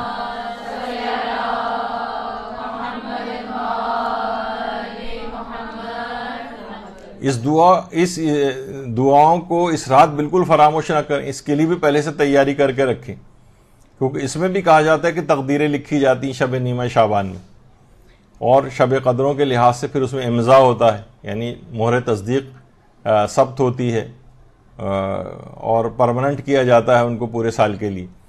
تو اس رات کو فراموش نہ کریں. اسی طریقے سے شب جمعہ کو فراموش نہ کیا جائے دعاؤں کے سلسلے میں. تو کچھ خاص راتیں ہیں اس طرح کی کہ ان میں دعاؤں کے لیے پہلے سے پریپریشن ہونی چاہیے. شب جمعہ بھی سوچ کے رکھیں آج شب جمعہ ہے، اب دعائیں مجھے کون کون سی کرنی ہیں. اسی طرح سے عید فطر کی رات اور عید قربان وغیرہ کی رات، یہ بہت زیادہ نمازیں پڑھنے کی، قرآن کی تلاوت کی اور اللہ سے دعائیں مانگنے کی رات ہے. روایتوں میں یہ بات آئی ہے. لوگ عام طور پہ عید فطر کی رات کو ہلہ گلہ یہ وہ اس کے اندر پوری رات کو نکال دیتے ہیں، جبکہ روایات میں یہ بات آئی ہے کہ عید فطر کی جو رات ہے، یعنی شب عید فطر، کسی طور پر بھی شب قدر سے کم رات نہیں اپنی اہمیت کے اعتبار سے. اور روز عید بھی اس لحاظ سے، بلکہ شب قدر گزرنے کے بعد جو دن آتا ہے اس کو متعلق بھی یہ بات کہی جاتی ہے کہ وہ دن بھی شب قدر سے کم نہیں ہوتا. ہم سوچتے ہیں بس شب قدر اب گزر گئی، بس اب وہ دوسرا اگلا دن شروع ہو گیا ہے، اب وہی اسی طرح سے نہیں، وہ اگلا دن بھی شب قدر سے کم نہیں، اس کو بھی اہمیت مکمل دینی چاہیے. تو بہرحال عید فطر ہے، قربان ہے، یہ بہت زیادہ عبادات کرنے کی راتیں ہیں. ان راتوں میں شب داری کی بھی بہت فضیلت ہے، یعنی پوری رات جاگ کر عبادت کی جائے، نہ کہ کیونکہ اسی رات سے اس قدر ماحول ہمارے معاشرے کے اندر بن جاتا ہے گانے بجانے کا اور اس کا، کہ ابھی تک تو جو بھی بہروپی ہے اس کے اوپر بیٹھے ہوئے تھے ٹی وی کے اوپر جو سب اسلامی باتیں کر رہے تھے، اب ایک دم سے ناچ گانا وہی لوگ سب شروع کر دیتے ہیں. تو بہرحال اس میں اپنے وقت کو ضائع نہیں کرنا چاہیے، اور ان راتوں کو بہترین عبادت، یہ جو راتیں ہیں شب عبادت ہیں، شب دعا ہیں، یعنی اس میں ضائع نہیں کرنا چاہیے لہو و لعب میں. تو اس اعتبار سے اچھا، دعاؤں کے اعتبار سے ایک بات اور ہے قبولیت کے لیے کہ اول و آخر میں اللہ کے ناموں کا انتخاب کیا جائے. اللہ کے ناموں کا انتخاب، یعنی اس پہ تھوڑی سی آپ کی ورکنگ بھی ہونی چاہیے خود سے. میں تو ایک آدھ مثالیں دے کے گزر جاؤں گا، ورنہ تو پوری کلاس اس موضوع پر ہو سکتی ہے. تو اگر کوئی تیاری کرے کہ بھائی دعا، یعنی جو آپ دعا مانگ رہی ہیں اس اعتبار سے اللہ کی نام یا اس کی صفت کا انتخاب کریں پکارنے کے لیے. تو مثلا اگر اولاد کی کسی کو دعا مانگنی ہے تو یا خیر الوارثین، یہ والی، یعنی اللہ کے ایسے نام کا آپ انتخاب، مثلا عافیت یا دعا، اپنے آپ کو بلاؤں اور پریشانیوں سے بچانا ہے، عافیت طلب کرنی ہے اللہ سے، تو یا منعم بالعافیہ، اے عافیت کی نعمت عطا کرنے والے، اور پھر آپ اپنی بلاؤں اور پریشانیوں کا تذکرہ کریں کہ مجھے ان سے عافیت نصیب فرما. یعنی جو دعا آپ کر رہی ہیں، رزق کے لیے کوئی دعا کر رہی ہیں تو رزق کے اعتبار سے پروردگار عالم کا کسی نام کا انتخاب آپ کر لیں، یا رازقو مثلا. تو جتنی اس طرح کے اور بہت ساری چیزیں ایسی ہیں. استغفار طلب کر رہی ہیں گناہوں سے تو یا غفارو. اس طرح سے کوئی بھی چیز، جیسے حضرت شعیب کی جو دعا ہے، یا مثلا حضرت نوح کی دعا ہے، یا خیر المنزلین، یعنی منزل تک سب سے بہتر منزل پر پہنچانے والے. حضرت نوح کشتی کے اندر جا رہے تھے نا، اور کشتی کتنے تلاطم کا اور اس کا شکار ہو رہی تھی، تو اس وقت اس اللہ کے اس نام کو آپ پڑھیں جو اس دعا سے مطابقت رکھتا ہو. تو وہ آپ خود تلاش کریں کہ آپ کی دعا کیسی ہے، اور اس میں وہ ایسے ناموں سے پروردگار کو پکارنا جو آپ کی دعا سے مطابقت رکھتے ہیں اور زیادہ آپ کی دعاؤں کو قبول کرانے میں معاون ثابت ہوں گے. اللہ کے ایسے ناموں کا انتخاب کیا جائے. یہ آئمہ کی دعاؤں کے اندر آپ کو ملے گا، آپ کو ڈھونڈ کے نکالنا ہوگا. اس پہ کوئی اگر ورکنگ کرے تو باقاعدہ کتابیں لکھی جا سکتی ہیں اس موضوع پر کہ کس کس طرح سے انہی ناموں سے آئمہ نے اللہ کو پکارا ہے، جس کی دعائیں اس سلسلے میں کی جا رہی ہیں جو اس دعا کے اندر موجود ہوتی ہیں. اپنے والدین کے لیے پہلے دعا کریں، پھر اپنے لیے دعا کریں، وہ لازمی دعا آپ کی قبول ہوگی. والدین کے لیے دعا کرنا، دیکھیے جن کے بھی والدین زندہ ہیں، بہت بڑی ایک نعمت ان کے پاس ہے. عام طور پر آپ دیکھتے ہیں، ایک جملہ بھی مشہور ہے کہ جو معاصرت ہے نا، یہ حجاب ہوتی ہے، یعنی ہم اثر ہونا. یعنی آپ بھی موجود، جیسے ہم ہوتا ہے نا کہ اتنے ایک سے ایک بہترین علماء کام کرنے والے موجود ہیں، لیکن کوئی ان کی قدر ہی نہیں کرتا. ہاں جب دنیا سے چلے جاتے ہیں تو پھر ان کی تعریفیں ہوتی ہیں، ان کے پھر سیمینار ہوتے ہیں ان کے موضوع پر، ان میں ورک شاپس ہوتے ہیں، اور جب تک وہ زندہ ہیں لوگ ان کو گالیاں دے رہے ہیں، برا بھلا کہہ رہے ہیں، ان کے کام کو کوئی اپریشیٹ نہیں کر رہے ہیں. ہم کہا جاتا ہے نا مردہ پرست قوم ہے، یعنی انتظار کرتے ہیں کہ والدین کو ہوگا جناب انتقال کر جائیں گے تو ان کے لیے مجلس کرو. بھائی ابھی زندہ موجود ہیں، حیات ہیں، ان کے لیے دعائیں کریں، ان کا عزت و اکرام پہلے سے زیادہ کریں. ہر چیز آپ کی لازمی دعا قبول ہو جائے گی، تمام چیزیں. یعنی والدین اگر زندہ اور حیات موجود ہوں تب بھی ان کے لیے پہلے دعا کریں، اور دنیا سے چلے گئے ہوں تب بھی اپنی دعاؤں سے پہلے ان کے لیے دعا کریں. یہ لازمہ بنے گا اس بات کا کہ دعائیں آپ کی قبول ہوں گی. والدین کے لیے پہلے دعا ہو، پھر اپنے آپ کو رکھیں بعد میں. اچھا، اسی طرح سے پڑوسیوں کے لیے دعا. جب حضرت امام حسن علیہ الصلوۃ والسلام نے اللہم صلی علی محمد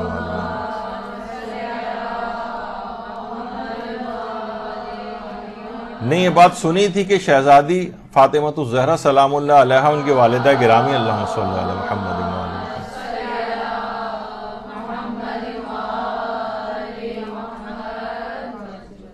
دوسرے لوگوں کے لیے دعائیں کر رہی ہیں اور گھر والوں کا نمبر ہی نہیں آ رہا. تو جب پوچھا تھا انہوں نے، یعنی ہم لوگوں کی تعلیمی کے لیے بات پوچھی جاتی ہے آئمہ کی سیرت میں، کہ معلوم بھی ہوتا ہے تب بھی پوچھتے کہ گھر والوں کا تذکرہ کیوں نہیں. تو انہوں نے جملہ استعمال کیا تھا الجار ثم الدار. پہلے پڑوسی دعا میں وہ مقدم رکھے جائیں گے، پھر گھر والوں کی باری آئے گی. تو انسان پڑوسیوں کے لیے بھی دعا کرے.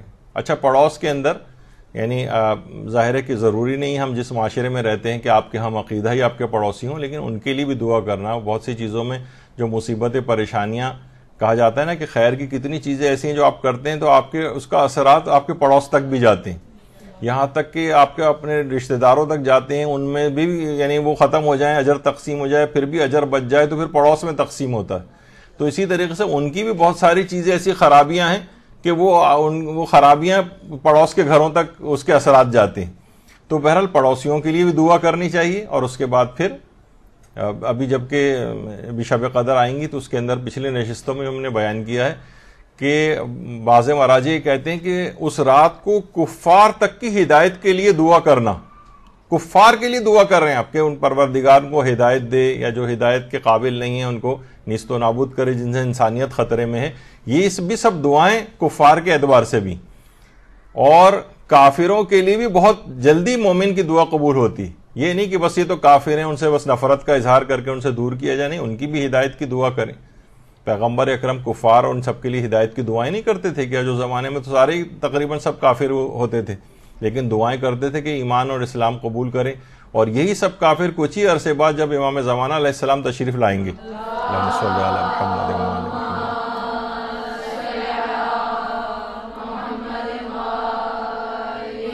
یہ سارے کے سارے منقلب ہو جائیں گے۔ یہ جو حضرت عیسیٰ کو آسمان پر اٹھائے جانے والی بات ہے کہ آخر کسی اور نبی کو کیوں نہیں اٹھایا گیا، حضرت عیسیٰ کو اٹھا کے آخری زمانے میں امام زمانہ کے پیچھے نماز پڑھنے کا، تاکہ کیونکہ پوری دنیا میں اکثریت عیسائیوں کی ہے، جب وہ حضرت دیکھیں گے کہ حضرت عیسیٰ خود آ کر ان کے پیچھے نماز پڑھ رہے ہیں تو وہ سارے عیسائی بھی منقلب ہو جائیں گے اور شیعہ ہو جائیں گے۔ تو بہرحال بات ذکر یہ ہو رہا تھا کہ پڑوسیوں کے لیے بھی دعا کریں، چاہے وہ کافر ہی کیوں نہ ہو، چاہے وہ آپ کے ہم عقیدہ ہی کیوں نہ ہوں، ہم عقیدہ نہ بھی ہوں، تب بھی ان کے لیے دعا، پڑوسیوں کے لیے دعا کے آخر میں آمین کہا جائے۔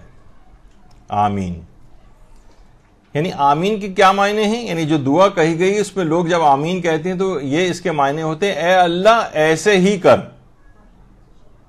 یعنی اے اللہ یہ ہماری یہ دعا قبول فرما۔ آمین کے معنی یہ دیکھیے، ایک تو سورہ الحمد کے بعد نماز میں آمین کہنا یہ تو مبطل نماز ہے، نماز باطل ہو جاتی ہے اگر نماز میں۔ اچھا اس کی کیا وجہ ہے؟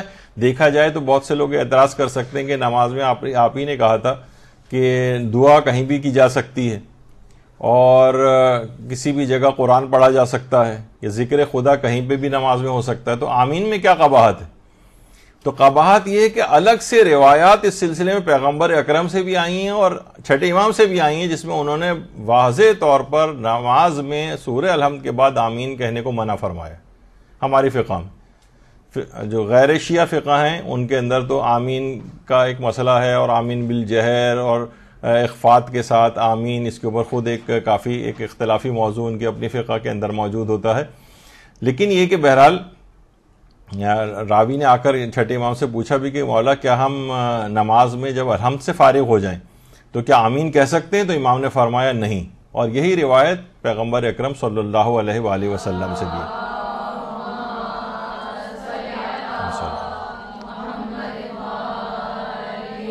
اچھا آمین کے متعلق ایک بات بڑی اہم ہے، وہ یہ ہے کہ چاہے یہودیت ہو، عیسائیت ہو یا مسلمان ہو، اسلام، ان تینوں ادیان میں دعا کے بعد آمین کہنے کی تاکید ہے۔ یعنی صرف مسلمانوں کا ہی شعار نہیں ہے، بلکہ یہودی بھی آمین کہتے ہیں اور عیسائی بھی آمین کہتے ہیں، ہر دعا کے بعد ان کے ہاں بھی اس طرح سے ہے۔ البتہ نماز میں شیخ صدوق نے ایک روایت نقل کی ہے، اس کے مطابق یہ ہے کہ نماز میں آمین کہنا عیسائیوں کے نعرے کا شعار ہے، یعنی عیسائی اپنی نمازوں یعنی جو بھی ان کی طریقہ عبادت ہے اس میں اس طرح سے کہتے ہیں، تو اس لحاظ سے شیخ صدوق نے وہ ممانعت کی روایت نقل کی۔ تو بہرحال دعا کے آخر میں آمین کہنا، اے پروردگار اس دعا کو قبول فرما، یا کوئی ایک دعا کرے اور بعد میں سب لوگ آمین کہیں تو پوری اس دعا کو دہرانے کے بجائے وہ یہ کہتے ہیں یہ جو دعا کی گئی تو اسے قبول فرما، یہ خود ایک دعا ہے، یعنی آمین بذات خود بھی ایک دعا ہے۔ یا بہت سے لوگ آپ نے سنا ہو کہتے ہیں آمین ثم آمین، یعنی پروردگار اس دعا کو قبول فرما اور اس دعا کو قبول فرما، تو اس میں بھی کہنے میں کوئی حرج نہیں ہے، آمین ثم آمین بھی کہا جا سکتا ہے، صرف آمین بھی کہا جا سکتا ہے۔ البتہ صرف آپ نے سنا کہ نماز کے دوران سورہ الحمد کے بعد اس کی ممانعت آئی ہے۔ بعض ایام خاص جو استجابت دعا کے لیے مخصوص ہیں ان میں دعا کرنا، خاص ایام۔ دیکھیے ایک تو بات یہ ہے کہ یہ جو رجب، شعبان اور رمضان، یہ تینوں مہینے ان میں ایک ایک دن استجابت دعا کا ہے، ایک ایک دن، یعنی یہ نہیں کہ وہ کچھ خاص راتیں تو ایسی ہیں کہ اس میں اور زیادہ اس کی اہمیت بڑھ جاتی ہے، جیسے نیمہ شعبان اور شب قدر اور شب عید اور اس طرح سے، لیکن یہ کہ یہ جو دن چل رہے ہیں، اب تو رجب تو خیر اختتام پذیر ہو گیا تقریباً، رجب، شعبان اور رمضان یہ تو خاص ایام خاص ہیں استجابت دعا کی، دن و رات ہر وقت آپ کی دعائیں قبول ہوتی ہیں، پورے 3 مہینے، تو اس لحاظ سے اس کی بڑی تاکید ہے۔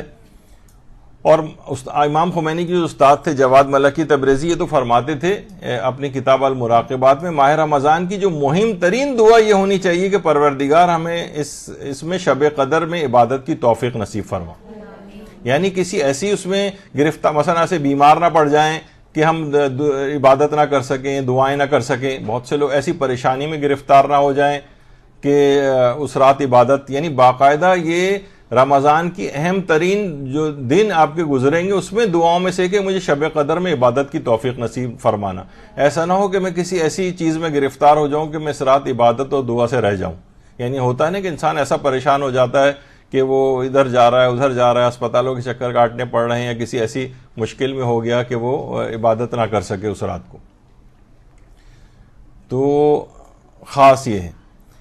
ابھی تو اس کے اندر بہت تفصیل تھی، لیکن آپ نے دیکھا کہ خاص ایام دن کون کون سے ہیں، اس پہ کتنی تفصیل بیان ہو سکتی ہے، لیکن وہ کچھ آپ کے لیے ہوم ورک بھی ہے، ان چیزوں کو آپ خود حل کیجئے گا. بارش اور نکاح کے وقت دعا کی جائے. جس وقت بارش ہو رہی ہو، ایک تو بارش کے وقت سورہ الہاکم والتکاثر کی تلاوت کی جائے تو ساری زندگی کے اس کے گناہ معاف ہو جاتے ہیں.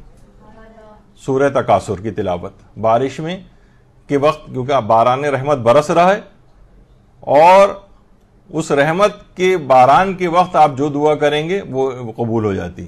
اور جس وقت نکاح پڑھا جا رہا ہو، بس اب یہی ہے جس پہ علماء اکثر اپنی نشستوں میں اور گفتگو میں یا نکاح کے موقع پہ جو دروس وغیرہ ہوتے ہیں اس میں بھی چیز بیان کرتے ہیں کہ یہ دعا کی قبولیت کا موقع ہے. اچھا، قبولیت کا موقع کیوں؟ کہ بہرحال پروردگار ایک رشتے کے اندر بندھ رہے ہیں، اس رشتے کو پروردگار بہت پسند کرتا ہے. وہ تقریب اتنی بابرکت ہوتی ہے، لیکن اسی تقریب کو ہمارے ہاں فسق و فجور اور حرام کاریوں سے وہ کر دیا جاتا ہے، بھر دیا جاتا ہے. بتکلف اس وقت جو مولانا حضرات وغیرہ کو لایا جاتا ہے اور بڑی مشکل سے وہ آ کر اپنا فریضے کو ادا کرتے ہیں، کتنی مشکلات ہوتی ہیں. اس کے بعد سب سے زیادہ جو کھٹک رہا ہوتا ہے ان کی نگاہ میں وہ مولانا ہوتا ہے جو وہاں پہ بیٹھا ہوتا ہے، سوچتے ہیں کس طرح سے یہاں جائے اور ہم فسق و فجور کو دوبارہ شروع کریں. تو بہرحال اس نکاح کے خاص موقع پر جب دعاؤں کی قبولیت کا موقع ہے، اس کو فسق و فجور کی محفل بنا کر غضب خدا کا نشانہ ایک لحاظ سے جسے کہا جائے کہ پروردگار کا غضب ایسی محفل کے اوپر ہوگا جہاں اس کے احکامات کو اس قدر پائمال کیا جا رہا ہو. دلہن کے اعتبار سے کہ جناب دلہن کو قرآن کے سائے میں رخصت کیا جا رہا ہے، اس کے سر پہ قرآن رکھ کے، اسی کے نیچے سب سے زیادہ مخالفت ہو رہی. دلہن جو ہے جناب وہ پورے میک اپ کے اندر ہے، نامحرموں کی نگاہیں اس کے اوپر پڑ رہی ہیں اور بے حجابانہ اور اس طریقے سے، یعنی قرآن کی مخالفت قرآن کے سائے میں ہو رہی ہے. یعنی یہ ایک عجیب چیز ہے. تو بہرحال اسی طریقے سے یہ تقریب نکاح ہے. اس کو بلکہ ہمارا ایک درس بھی اس موضوع پہ ہو چکا ہے کہ شب شادی شب گناہ کبیرہ، اس میں وہ سارے گناہ کبیرہ بتائے گئے ہیں جو عام طور پر اس شب شادی میں ہو رہے ہوتے ہیں. تو اس سے اب اتنی بابرکت محفل کو جس میں دعائیں قبول ہوتی ہیں، اس میں ایسا اس کو بنا دیا جائے ملعون ایک تقریب کہ جس میں گناہ ہی گناہ سے بھری ہوئی ہو اور بتکلف، صرف کیونکہ وہ تو ایک مجبوری ہے آپ کی کہ بس وہ تو اس موقع پر نکاح پڑھنا ہے، تو تھوڑی سی ایک تڑکا لگانے کے لیے اس میں بس ایک معاذ اللہ جو ہے وہ حدیث قصہ وغیرہ پڑھ دی جاتی ہے. وہ کبھی وہ بھی نہیں ہوتی ہے، بس یہ کہ کسی طرح سے اس کو نمٹایا جائے تقریب کو. تو بہرحال اس کے بعد فسق و فجور دوبارہ شروع کیا ہے. تو نکاح کے وقت بہرحال جو اگر صحیح تقریب ہے تو اس موقع پر، بلکہ جو خواتین بھی موجود ہیں وہاں پر یا جو بے شادی شدہ ہیں اس موقع پر، ان کے لیے دعائیں کرنا کہ ان کی بھی شادیاں ہو جائیں، اپنی گھروں کو ہو جائیں، تو وہ بھی بڑی اہم وہ چیز ہے دعا کے اعتبار سے اسی تقریب کے اندر. اسی طرح سے دیکھیے پیغمبر اکرم صلی اللہ علیہ وآلہ وسلم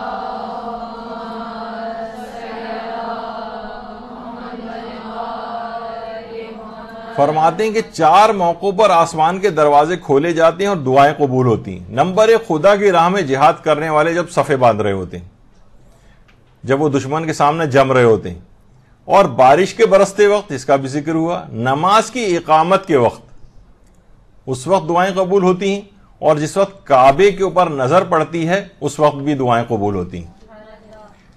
تو یہ خاص موقع پر ہیں، موقع جب آسمانوں کے دروازے کھولے جاتے ہیں، دعائیں اس موقع پر قبول ہوتی ہیں.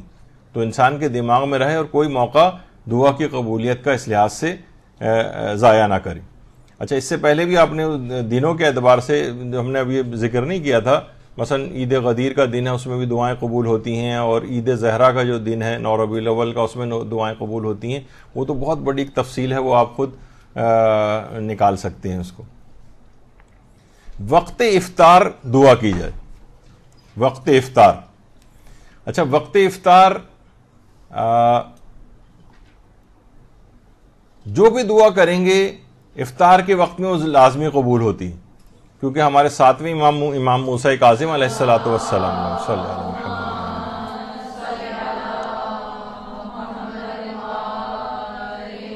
وہ بھی فرماتے ہیں کہ روزے دار کی دعا افطار کے وقت مستجاب ہوتی. یعنی ہمارے تو استاد محترم یہ بات کہتے ہیں کہ انسان کھجور ہاتھ میں پکڑے اور اس کے بعد پھر یہ جو دعائیں ہیں افطار کے وقت کی، وہ ساری یعنی وقت آ جانے کے بعد، یعنی وقت افطار آ گیا، کھجور آپ نے ہاتھ میں لی، افطار کرنے والے اس وقت یہ والی دعائیں پڑھ لی جائیں تو وہ بہت ہی مجرب ہیں. اس موقع پر جو دعائیں کریں وہ قبول ہوں گی. یعنی میں نے بذات خود الگ سے جیسے میں اپنے ایکسپیرینسز اکثر بتاتا ہوں، تو افطار کے موقع پر کچھ خصوصی دعائیں اپنی ضرور آپ رکھیں، تو آپ دیکھیں گے کہ جب وہ دن گزریں گے اور آپ اپنی دعاؤں کی لسٹ چیک کریں گے تو آپ دیکھیں گے، حیران ہو جائیں گے، ہاں واقعی میری ساری دعائیں قبول ہو گئیں. تمام گناہوں سے معافی کی دعا. پیغمبر اکرم فرماتے ہیں کہ جو شخص اس دعا کو افطار کے وقت پڑھے گا وہ گناہوں سے اس طرح سے باہر آ جائے گا جس طرح سے پیدائش کے دن گناہوں سے باہر آیا تھا. یا عظیم و یا عظیم و انت الہی لا الہ غیرک اغفر لی الذنب العظیم فانہ لا یغفر الذنب العظیم الا العظیم. کتاب الاقبال میں ابن طاؤس نے اس دعا کو لکھا ہے. تو یہ افطار کے وقت ابھی سب چیزیں کیونکہ کچھ ہی دن بعد آ رہی ہیں، اور یا جنہوں نے مستحب روزے رکھنے شروع کر دیے وہ ابھی سے اس کی پریکٹس شروع کر دیں کہ وقت افطار اس دعا کو پڑھ کر اپنے تمام گناہوں کو بخشوا لیں. جب گناہ معاف ہو جائیں گے تو اس کے بعد کی ساری دعائیں وہ بھی قبول ہو جائیں گی، کیونکہ رکاوٹیں ساری ان گناہوں کی آپ نے ہٹا دی. یا مثلا حضرت امیر المومنین دعا پڑھتے تھے، اللہم لک صمنا وعلی رزقک افطرنا فتقبل منا انک انت السمیع العلیم. یا صرف یہ بھی کہا جائے بسم اللہ الرحمن الرحیم یا واسع المغفرت اغفر لی، سارے گناہ بخش دیے جاتے ہیں. سورہ قدر کی تلاوت کی جائے افطار کے وقت. افطار کیونکہ قبولیت دعا کا موقع ہے، اس وقت دعائے اللہم کن لولیک الحجت والی دعا یہ افطار کے وقت ضرور پڑھیں، کیونکہ لازمی قبول ہوگی اور نتیجے میں آپ کی تمام مشکلات بھی حل ہوں گی. اور وہ جو دعا بالکل مسنون ہے جو ہر دفعہ افطار کے وقت پڑھی جاتی ہے، اللہم لک صمت والا، وہ تو پڑھتے ہی ہیں سب لوگ.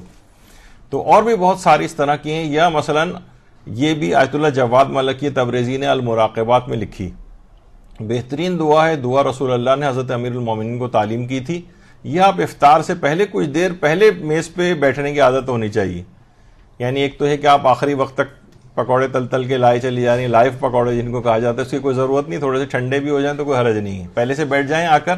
اللہم رب النور العظیم و رب الکرسی الرفیع سے ہی شروع ہوتی ہے کہ جس کو پڑھنے سے نماز و روزے سارے قبول ہو جاتے ہیں. جو آپ اتنی محنت کری ہیں قبول ہوں گے، ساری دعائیں قبول ہوں گی، تمام گناہ بخشے جاتے ہیں، تمام مشکلات پڑھنے والے کی دور ہو جاتی ہیں، اور اس کے اعمال انبیاء اور صدیقین کے اعمال کے امراء بارگاہ خداوندی میں بلند ہوتے ہیں، اور قیامت میں اس کا چہرہ چوندویں کے چاند کی طرح سے ہوگا. اللہم صلی علی محمد.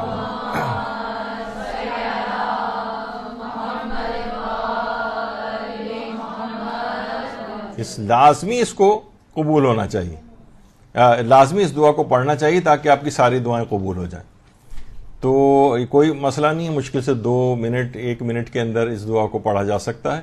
یہ کہیں سے لے کے ہم جب یہ شروع ہوگا رمضان تو اس وقت فیس بک وغیرہ پہ بھی مدرسہ اس کو لگائے گا، تو وہاں سے لے کے سے بلکہ پرنٹ کر کے اپنے پاس افطار کی ٹیبل پہ آپ کے ہونی چاہیے. ایک غائب دوسرے غائب کے لیے دعا کرے. یعنی وہ شخص سامنے موجود نہیں ہے جس کے لیے آپ دعا کر رہی ہیں، ایسی دعا لازمی قبول ہو جاتی. یعنی اکثر جو لوگ کہتے ہیں، مثلا کوئی شخص اگر حج و عمرے پہ جا رہا ہوتا ہے تو لوگ اس سے التماس دعا کو کہتے ہیں، وہ پھر ان کو یاد کر کے وہاں پر دعا کرتا ہے. یعنی ایک غائب دوسرے غائب کے لیے دعا کر رہا ہے، اور وہاں جا کر بھی لوگ یہی کہتے ہیں کہ پروردگار ہم کتنے لوگوں کے دعاؤں کے سفیر بن کے یہاں پر آئیں، یعنی اب ہماری عزت رکھ لینا، اس نے ہم سے دعا کا کہا ہے، اب ہم جائیں گے اور دعا قبول نہیں ہوئی تو بڑی بے عزتی ہماری ہوگی، تو پروردگار ہماری اس دعا کو اس غائب کے لیے قبول کر لے۔ تو ایک غائب جب دوسرے غائب کے لیے دعا کرتا ہے، یعنی سامنے ہو تو ایک بتکلف ایک اس کو کرے گا، لیکن غائب جب وہ سامنے بھی موجود نہیں تو بڑے اخلاص کے ساتھ پروردگار سے کسی دوسرے شخص کے لیے دعا کرے۔ اور اس سے پہلے آپ سن چکی ہیں، آیت اللہ محمد حسین طباطبائی بھی فرماتے تھے کہ ایک فرشتہ خلق ہوگا، روایت میں بھی بات آئی ہے، فرشتہ خلق ہوگا جو کہے گا کہ جو دعا تو نے دوسرے کے لیے قبول کی پروردگار نے تیرے اپنے حق میں قبول کر لی۔ تو یہ ایک فائدہ یہ بھی اس کا ہوگا کہ ایک غائب دوسرے غائب کے لیے دعا کرے تو لازمی قبول ہوتی ہے، جب اس کے لیے قبول ہو رہی ہے تو اس کے لیے بدرجہ اولا اس دعا کو قبول کر لیا جائے گا، اخلاص کے ساتھ اس کی غیر موجودگی میں دعا کر رہا ہے۔ پیغمبر اکرم صلی اللہ علیہ وآلہ وسلم کہتے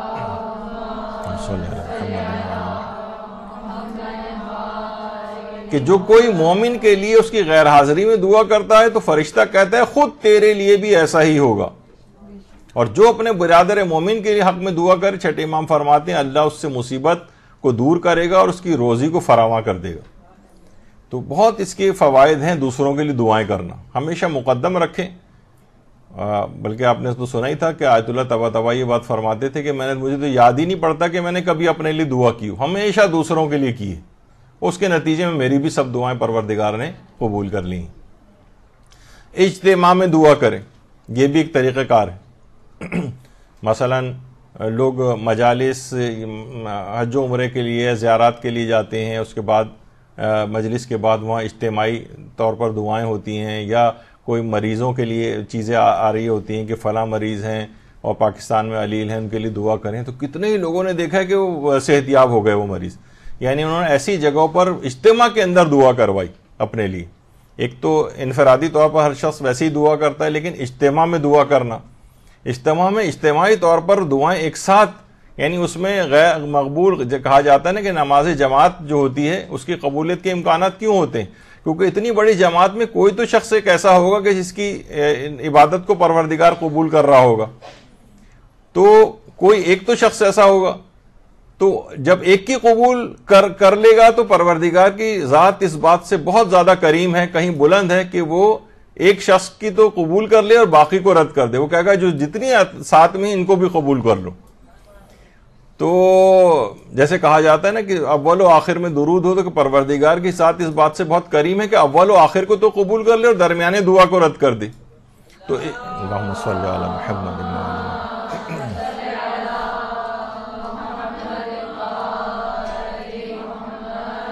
اجتماع میں دعا کروانا، اجتماع میں دعا کرنا یہ بڑی اہم چیز ہے، اس کو بھی انسان کو چاہیے۔ مل کر دعا کرنے کا فائدہ چھٹے امام بتاتے ہیں، کوئی بھی 4 افراد ایک امر پر جمع ہوتے ہیں تاکہ سب دعا کریں تو وہ جدا ہوتے ہیں دعا کی قبولیت کے ساتھ، یعنی ابھی وہ الگ نہیں ہوتے کہ دعا قبول ہو چکی ہوتی۔ مجھے اچھی طرح یاد پڑتا ہے، اب تو ذرا اور مصروفیات ہو گئی ہیں، لیکن دوستوں کا ہمارے گروپ ہوتا تھا جس میں آپ کے برادر وسیم امام اور یہ نیچے حیدر مہدی صاحب اور بہت سارے ہمارے جو اور دوست احباب ہوتے تھے، یہ کہیں نہ کہیں ہر شب جمعہ یا ہفتے میں ایک دن ایک درود کا اور دعاؤں کا، اور اس طرح اس میں چھوٹا موٹا ایک درس بھی ہو جایا کرتا تھا۔ تو جس گھر میں ہوتا تو کہتے تھے اتنی برکتیں ہیں، یعنی ہم اپنے اندر دیکھتے تھے کہ گھر کے اندر اتنا بابرکت ہو گیا تھا جس جگہ، تو لوگ پھر کوشش یہ ہوتی تھی کہ اس تقریب کو وہ چھوٹی سی 5 7 8 10 افراد بیٹھتے تھے اس کے اندر، اور اسی طرح سے دعائیں بھی ہوتی تھیں، دعا اور اذکار بھی ہوتے تھے، کہ ہر شخص کی پھر یہ خواہش ہوتی تھی کہ نیکسٹ دفعہ جو اب ہمارے گھر پہ ہوئی۔ تو یہ اب یہ چیزیں ختم ہوتی جا رہی ہیں، ان کو دوبارہ اس کو زندہ کرنے کی ضرورت ہے ان چیزوں کو، تاکہ ان سب چیزوں کے فوائد ہمیں حاصل ہوں۔ مل کر دعا کرنا، قریبی رشتہ داروں کے لیے پہلے دعا کریں۔ دیکھیے قریبی رشتہ داروں کے عام طور پر ہم دعائیں اگر کرتے بھی ہیں دور دور کو، اچھا قریبی رشتہ داروں سے تو زیادہ تر سے تعلقات خراب بھی ہوتے ہیں، ایک یہ بڑا مسئلہ ہے، تو یہ اور بہتر ہے۔ کہا جاتا ہے کہ اپنے دل سے اگر کینے کو ختم کرنا ہے تو جس سے بھی آپ کے دل میں برائی اور کینہ آ رہی ہے نا، پیدا ہو رہا ہے، اس کے لیے اس کے حق میں دعائیں کرنا شروع کر دیں، وہ کینہ ختم ہو جائے گا۔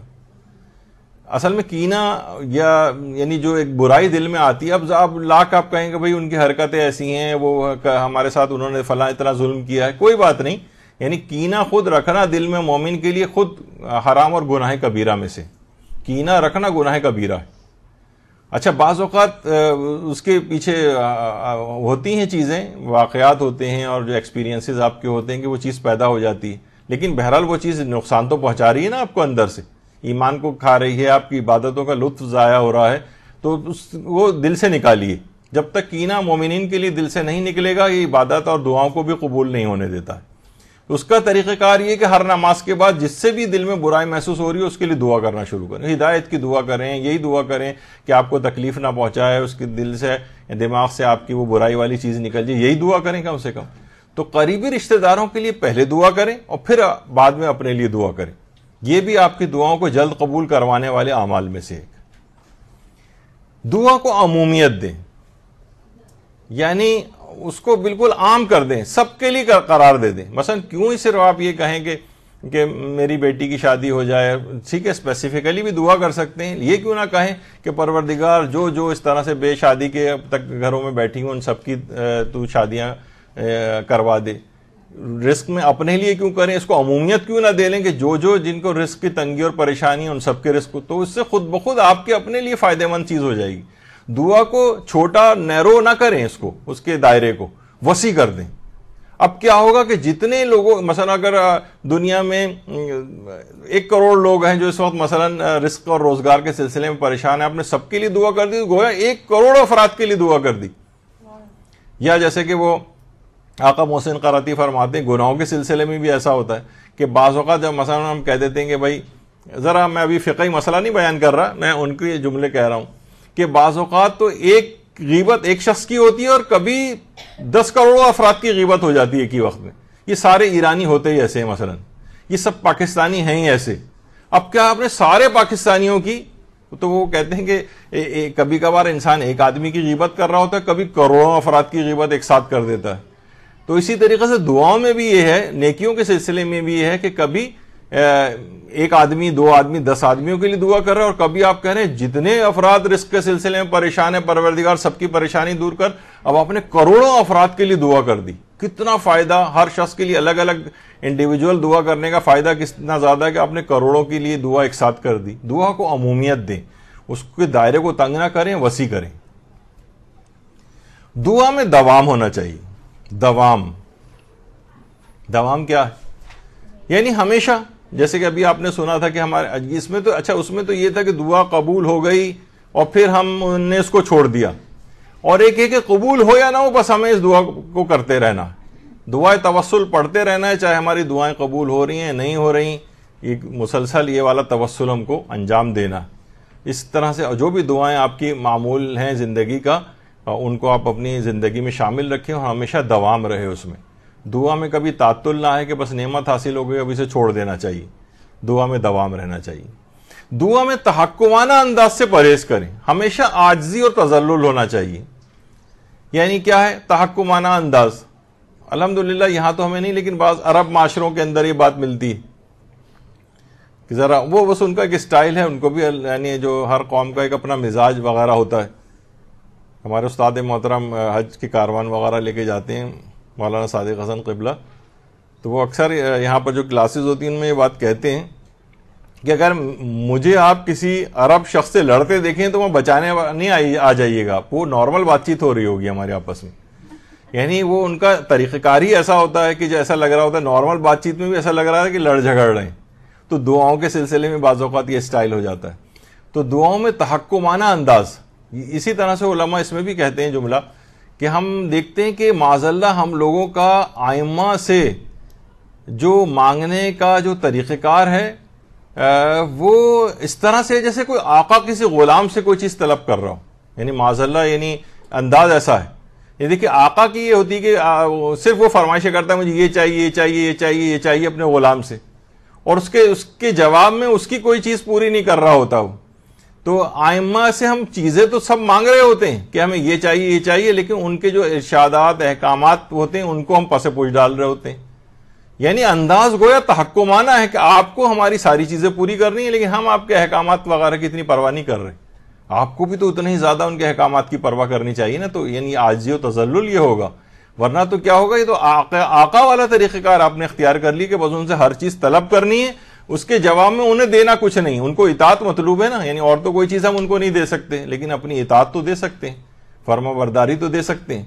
تو تحکمانہ انداز سے پرہیز کرنا چاہیے. اللہ کے سامنے اللہ مجھے یہ دے نہیں, تذلل عاجزی کا اظہار کیجئے. ایک جس طرح ایک فقیر مانگتا ہے اس طرح سے مانگی. دل شکستہ ہو کر دعا کیجئے. انا عند منکسرۃ القلوب, بعض ضعیف احادیث میں یہ بات آئی ہے کہ میں ٹوٹے ہوئے دلوں کے قریب ہوں. یعنی جتنا دل شکستہ ہو کر انسان دعا کرتا ہے, جتنا ٹوٹ کر دعا کرتا ہے, اتنا ہی پروردگار اس کے قریب ہو جاتا ہے. شکستہ دل کے ساتھ ایک ہوتا ہے نا سرسری سخت دلی کے ساتھ, بس یہ پروردگار دعا کو فلاں قبول کر لے, نہیں, اس کی قبولیت کے امکانات کم ہوں گے جتنا دل شکستہ ہوگا. ٹوٹا ہوا دل جس طرح سے ہوتا ہے, انسان عاجزی اور انکساری کے ساتھ دعا کرتا ہے, جس طرح ایک فقیر مانگتا ہے اس طرح سے مانگے. دعائے سریع الاجابہ کا انتخاب کریں. اچھا, اب بہت ساری اس طرح کی دعائیں ہیں کہ جن کو مثلا سریع الاجابہ, یعنی جو بہت, یہ بھی اس کے اندر ملتا ہے کہ یہ فلاں فلاں دعا تو بہت ہی جلدی قبول ہو جائے گی. اچھا, اب اس کے اندر مثلا ایک آپ مفاتی کے اندر پڑھتی ہیں دعائیں مقاتل ابن سلیمان, جو کہتے تھے کہ جو اس دعا کو پڑھے اور اس کی دعا قبول نہ ہو تو مجھ پر لعنت کرے. یعنی اتنی آتھینٹسٹی.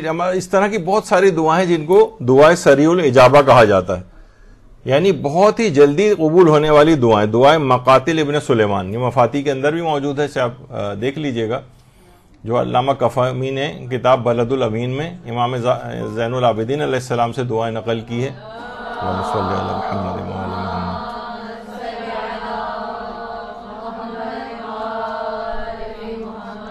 تو یہ آپ مفاتی سے نکال لیجئے گا, اس کے انڈیکس میں دعا یہ مقاتل ابن سلیمان ہے. اسی طرح دعائے سریع الاجابہ اور جیسے دعائے توسل ہے, اس سے بھی فوری دعائیں قبول ہوتے دیکھی گئیں, فوری دعائیں. یا مثلا جیسے کہا جاتا ہے کہ اگر واقعی کسی بہت ہی ایسی مشکل میں پھنس جائیں اور آپ کو فوری حل چاہیے ہو, تو یا حیو یا قیوم کا ورد شروع کر دیں. اب مثلا آپ کو کوئی دعا بھی یاد نہیں آ رہی, کوئی کتاب آپ کے پاس نہیں ہے کہ کون سی دعا پڑھیں کیا, اور ایسی مشکل میں پھنس گئے کہ بس ابھی فوری حل چاہیے, نہ پوچھنے کا ٹائم ہے نہ کچھ کرنے کا, یا حیو یا قیوم, یا حیو یا قیوم کا ورد شروع کریں. وہ کام فوراً بگڑتا ہوا کام ایک دم بننے لگے گا اور آپ اس مصیبت سے باہر آ جائیں گے. تو بہت سی چیزیں بہت سریع الاجابہ ہیں, ان کو دیکھنا چاہیے کب کس موقع پر ہم کون سی چیز کو استعمال کریں. اسی طریقے سے مثلا دعائے جوشن صغیر, آپ کو پتہ ہے کہ کس قدر کچھ ہی عرصے پہلے, آپ میں سے تو اگر اتنا ہی کسی کو یاد ہو کہ جب اسرائیل نے حزب اللہ کے ساتھ زبردست قسم کی ان کی جنگ ہو رہی تھی, اور بہت اب یہاں پہ میڈیا اس طرح سے کہہ رہا تھا اب ان کے پاس بس اتنے جو ہے وہ رہ گئے ہیں, اتنا اسلحہ رہ گیا, اب حزب اللہ ختم ہونے والی ہے فلاں. اس موقع پر آپ نے دیکھا کہ انہوں نے کیا اعلان کروایا تھا کہ تمام مومنین دعائے جوشن صغیر پڑھیں, اور اس کے بعد کتنی ذلت آمیز شکست اسرائیل کو نصیب ہوئی تھی. تو اتنا چھوٹا سا ایک گروہ جو کہ البتہ منظم ہے, اور اس نے کس طرح سے اس دعا کو اپنا ایک ہتھیار, دعائے جوشن صغیر کو, کہ کوئی شاید ہی کوئی مومن جس تک یہ بات پہنچی اس نے دعائے جوشن صغیر اس زمانے میں نہ پڑھی ہو. تو یہ دعا کی طاقت ایسی ہوئی کہ اتنی بڑی ایک ملٹری طاقت کو ایک شرمناک شکست سے دوچار کیا. تو یہ بھی دعائے سریع الاجابہ, یعنی ایک ہی رات میں اتنی لوگوں نے اس کو پڑھا کہ اس کے بعد پورے حالات پلٹا کھا گئے اور عالمی طاقتیں تک دیکھتی رہ گئیں کہ کیا ہوا ہے. تو اسی طرح سے اور بہت ساری اس طرح کی دعائیں ہیں, آپ کو تلاش کرنا چاہیے. یہ خود ایک پورا ہے کہ کون کون سی فوری اثر کرنے والی دعائیں ہیں جس میں بالکل ٹائم نہیں لگتا اور فوری اثر دیکھنے میں آتا ہے. دیکھیے پھر اور ایک چیز یہ بھی ہے کہ وسواس اور شک اور عدم قبولیت کا احساس آپ کے اندر نہیں ہونا چاہیے, یعنی یقین کے ساتھ ایک دعا مانگنی چاہیے. یہ جو وسوسے ہیں, وہم ہیں, نہیں پتہ نہیں میری دعا قبول نہیں ہوگی, دیکھیں کرتے ہیں شاید قبول ہو شاید قبول نہ ہو, یہ دعا کے اندر نہ ہو. بالکل پر یقین انداز میں دعا کی جائے, کیونکہ آپ اصل میں پروردگار کے اوپر جتنا بھروسہ قوی ہوگا, اس کے ہاتھ میں تو کوئی چیز مسئلہ مشکل ہے ہی نہیں نا, یعنی وہ تو جو اس کے ہاتھ میں ساری طاقتیں ہیں. یعنی جب آپ کہتے ہیں کہ دعا مشکل ہے قبول ہو نہ اس کا، تو اس کا مطلب ہے آپ پروردگار کی قدرت کے اوپر ایک شک کا اظہار کر رہے ہیں، یعنی پتہ نہیں وہ اس کو قبول کرے نہ کرے. بعض اوقات اپنے اعمال کی وجہ سے ہوتا ہے، اور لیکن جو بھی وجہ ہو، بہرحال دعا کی قبولیت کے اندر آپ کو پر یقین ہونا چاہیے کہ میں نے پروردگار نے حکم دیا ادعونی استجب لکم، مجھ سے دعا کرو قبول کروں گا. پروردگار میں نے دعا کر دی، اپنا فریضہ انجام دے دیا ہے، اب تو نے جو وعدہ کیا ہے اس کے کہ میں دعا قبول کروں گا، اب تو اپنے وعدے کو پورا کر. تو عدم قبولیت کا احساس پیدا نہ ہو، شک اور وسواس اس میں نہیں آنے چاہیے. اور ایک ہی سانس میں، یہ روایات میں یہ چیز آئی ہے، یا رب یا اللہ یہ کہہ کر دعا کی جائے، یا رب یا اللہ یا رب یا اللہ. جتنی دیر ایک سانس میں آپ یہ کہہ سکیں اس کے بعد وہ دعا لازمی قبول ہو جاتی ہے. اسی طریقے سے 10 مرتبہ یا اللہ کہہ کر اگر دعا کی جائے وہ بھی قبول ہو جاتی. 10 مرتبہ شروع میں یا اللہ یا اللہ یا اللہ، پروردگار کا اسم جلالہ اس کو لیا جائے، اور اس کے بعد جو دعا کی جائے روایت میں آئے کہ وہ بھی فوراً قبول ہو جاتی.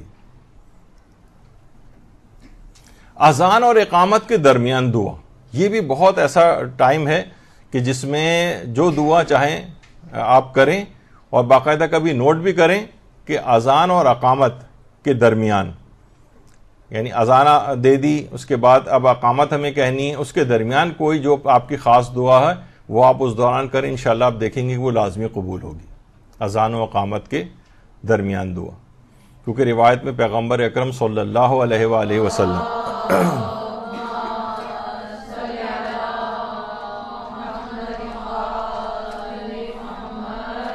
کہ فرماتے ہیں کہ اذان اور اقامت کے درمیان مانگے جانے والی دعا کبھی رد نہیں ہوتی. تو اس موقع سے بھی فائدہ اٹھائیں. یہ کتنی ساری دیکھیں بکھرے ہوئے ہیں کہ پروردگار بس چاہتا ہے کہ ہر وقت اس نے ایسے اتنی زیادہ چیزیں بتا دی، یہ نہیں کہ بس یہ 4-5 چیزیں بتائی ہیں. اب آپ دیکھ رہی ہیں کتنی چیزیں آتی چلی جا رہی ہیں، اور کوئی موقع ایسا نہیں بچ رہا ہے کہ جس میں اس نے آپ کوئی سہولت نہ دی ہو کہ اس کے پاس آؤ تو صحیح، پکارو تو صحیح، اس کے قریب تو ہو کر دیکھو، پھر دیکھو تمہاری ساری باتوں کو، دعاؤں کو قبول کرے گا. اور خاص طور پہ ایک ٹائم اور ہے، جمعے کو ظہر سے مغرب کے درمیان دعا کرنا. یعنی جمعے جو نماز جمعہ کے شروع ہونے کا وقت ہے، یعنی وہی اول ظہر، اور اس سے لے کر مغرب تک یہ پورا دعاؤں کی قبولیت کا بہترین وقت ہے. اور خاص طور پر روز جمعہ غروب آفتاب کے وقت، یعنی اس سے بس جسٹ پہلے، یہ اس قدر اہم ہے کہ حضرت فاطمہ الزہرا سلام اللہ علیہا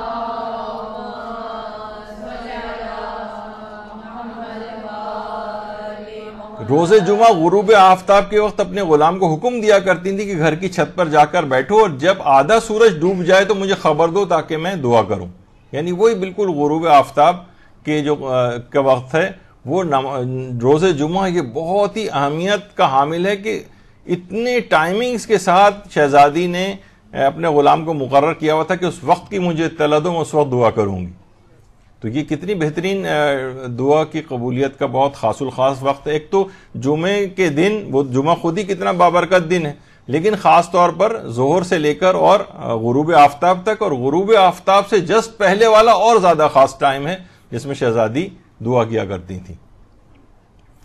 پوشیدہ طور پر دعا کرنا، ایک تو ہم اس طرح سے دعا کر رہے ہیں کہ سب کو ہماری آواز جا رہی، ٹھیک ہے، اس میں بھی ایسا کوئی حرج نہیں ہے، لیکن اصل میں انسان بہت اللہ پوشیدہ طور پر دعا کرے، خاموشی اخفات ہو جس کے اندر، یعنی برابر والا بھی مطلع نہ ہو کہ آپ کیا دعا کر رہے ہیں. ہاں اجتماع کے اندر دعا کر رہے ہیں، اجتماعی دعا ہو رہی ہے تو بآواز بلند ہوتی، لیکن جو آپ کی پرسنل جو دعائیں ہیں وہ اس طرح سے نہ ہو کہ وہ سارے لوگ سن رہے ہوں، بس آپ کے اور پروردگار کے درمیان معاملہ ہو تو وہ زیادہ اچھا ہے. اخفات ہونا چاہیے، یعنی پوشیدہ طور پر دعا کی جائے، کوئی اور دوسرا اس پر مطلع نہ ہو. کیونکہ روایت میں پیغمبر فرماتے ہیں کہ پوشیدہ طور پر مانگی جانے والی دعا کا اثر اعلانیہ مانگی جانے والی دعا سے 70 گنا زیادہ دعاؤں کے برابر ہوتا ہے. اعلانیہ بالکل جو لوگوں کے سامنے آپ سب کو اپنی دعا کو ظاہر کر رہے ہیں، اس سے کہیں زیادہ اس میں 70 گنا زیادہ قبولیت کے امکانات ہوتے ہیں کہ دوسرے اس پر مطلع نہ ہو. قبولیت دعا میں جلد بازی کا مظاہرہ نہ کریں، جلد بازی، اور دعا کو جاری رکھنا چاہیے. جتنی جلد بازی کرنے والا، بہت ساری اس میں چیزیں بھی آ جاتی ہیں کہ اللہ کے اوپر یعنی اس کا اعتماد کم ہونے لگتا ہے. دیکھیے ہر نماز کو کہا جاتا ہے کہ وہ قبول شدہ دعا ہے. پیغمبر فرماتے ہیں جو ایک واجب نماز کو بجا لاتا ہے خدا کے ہاں اس کے لیے ایک قبول شدہ دعا جمع ہو جاتی. یعنی اگر آپ کوئی دعا الگ سے نہ بھی کریں، نماز خود قبول شدہ دعا ہے. یعنی پروردگار کے ہاں ایک قبول شدہ دعا کے طور پر دیکھا جائے تو خود سورہ الحمد کے اندر آپ دعا کرتی ہیں، مجھے صراط مستقیم پر چلا اور ان لوگوں کی راہ پر نہ چلانا، اور اس طرح سے، یعنی خود سورہ الحمد ایک پوری دعا ہے. تو جو ایک واجب نماز کو بجا لاتا ہے خدا کے ہاں اس کے ہاں ایک قبول شدہ دعا جمع ہو جاتی. اس سے پہلے بھی بات آئی تھی دعا قبل از بلا. سوچیں کہ کیا چیز آئندہ ایسی ہو سکتی ہے، اس کے لیے پہلے سے دفیہ کر لیں. یعنی آئندہ آنے والی ممکنہ تکالیف اور پریشانیوں کا دفاع پہلے سے کر لیا کریں. یعنی مثلا شب قدر اب آنے والی ہے، خود سوچیں کہ آئندہ مثلا کیا بیماری آ سکتی ہے، کیا پریشانی آ سکتی ہے، کون سی رزق کی پریشانی آ سکتی ہے، اولاد کے سلسلے میں کیا پریشانی آ سکتی ہے. ان سب کے لیے بھی پہلے سے جو بھی پریشانی نہیں آئی اس کا بھی دفیہ پہلے سے کر لیں.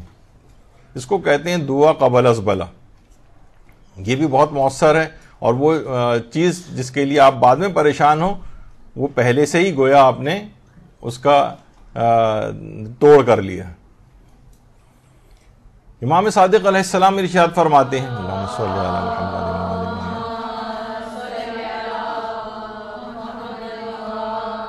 کہ اگر کسی نے مصیبت کے آنے سے قبل خوفزدہ ہو کر خدا سے دعا کی تو پروردگار عالم قطعاً اس کو اس مصیبت میں مبتلا نہیں کرے گا.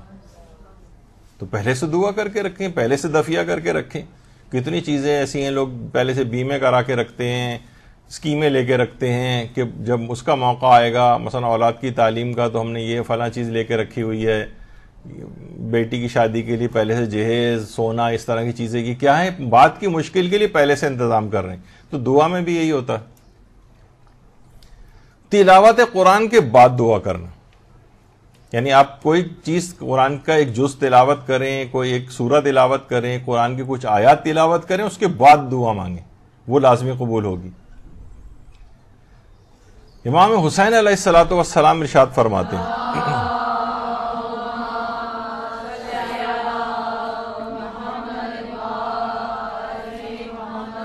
ہیں کہ جو قرآن کی تلاوت کرے اس کی ایک دعا قبول ہوتی ہے، جلد قبول ہو یا بدیر قبول ہو، بہرحال ایک دعا اس کی لازمی قبول ہوگی.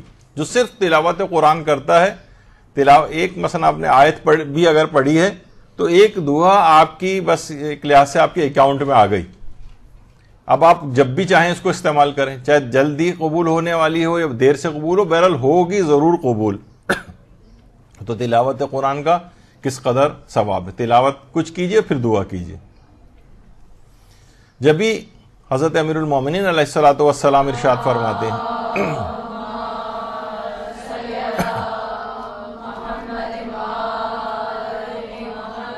کہ جو کوئی قرآن کی کوئی سی 100 آیات کی تلاوت کرے، جو پہلے بھی آیا تھا، اور 7 مرتبہ کہے یا اللہ، تو اگر وہ چٹان پر بھی دعا کرے تو وہ چٹان اپنی جگہ چھوڑ دے گی انشاءاللہ. تو 100 آیات کی تلاوت کرنے کے بعد دعا کریں. یہ بھی لوگوں نے بہت مجرب ہے، جتنے لوگوں نے اس پہ تجربہ کر کے دیکھا ہے، اس دعا کو لازمی اس کو قبول ہوتے دیکھا ہے. یہ بہت آپ اس کو پر اثر پائیں گی، یہ جو 100 آیات کی تلاوت کے بعد دعا کرنے والا ہے، اس کے بعد 7 دفعہ یا اللہ. اور پیغمبر اکرم صلی اللہ علیہ وآلہ وسلم فرماتے ہیں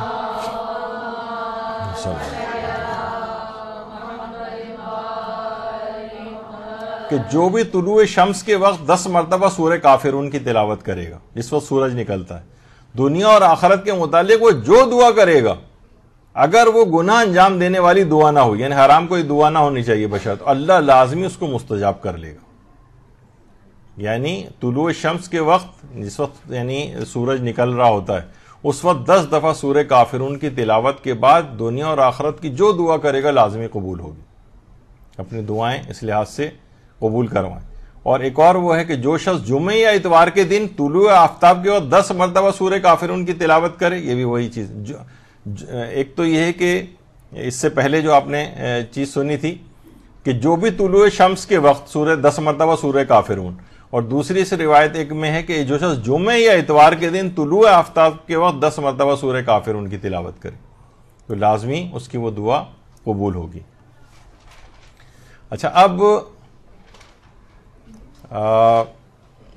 انتظامیہ سے بھی میری بات ہوئی تھی، تو انہوں نے یہ کہا کہ ابھی ہمارے پاس کیونکہ ایک ہفتہ اور 15 شعبان سے پہلے موجود ہے، جو نیکسٹ اتوار آئے گا، تو آپ لوگوں کی ایک دعا جو مسلسل میں نے اس سے پہلے بھی کہہ چکا ہوں قبول نہیں ہو رہی ہے، وہ آج بھی کیونکہ ایک ہمیں موقع مل گیا تھا، تو کیوں نہ ایک دفعہ اس موضوع کو مکمل طور پر پائے تکمیل تک اپنے لحاظ سے جتنا بھی ہو سکے پہنچا دیا جائے۔ تو بس ایک آخری نشست اور رہ گئی ہے، وہ تو اس کے بعد تو ہمارے پاس خیر کوئی آپشن لازمی ہوگا ہی نہیں۔ میرے خیال میں پچھلی دفعہ بھی آپشن نہیں تھا، لیکن انتظامیہ نے کہا نہیں، ایک اتوار باقی ہے ابھی اور، تو ابھی جو باقی ماندہ چیزیں ہیں، کیونکہ اس میں بہت ساری وہ بھی چیزیں آ گئی ہیں، ہماری دعائیں کیوں قبول نہیں ہوتی ہیں، تاخیر کیوں ہوتی ہے، ان کی بھی کچھ اسباب اور وجوہات بیان کرنی ہے، جو انشاءاللہ اگلی نشست میں ہمارے جو ہے کوشش کریں گے کہ وہ ضرور آ جائیں۔ اور انشاءاللہ اب اس میں تو 5ویں جو نشست ہوگی وہ بالکل آخری نشست ہوگی، اور اس کے بعد جو اتوار آئے گا اس میں حضرت امام زمانہ علیہ الصلوۃ والسلام سے متعلق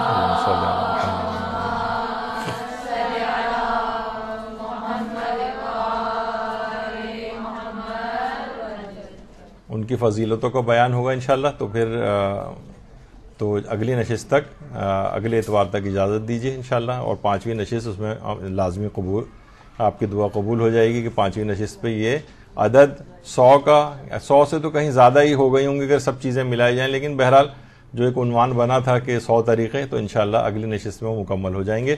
وصلی اللہ علی محمد وآلہ الطیبین الطاہرین۔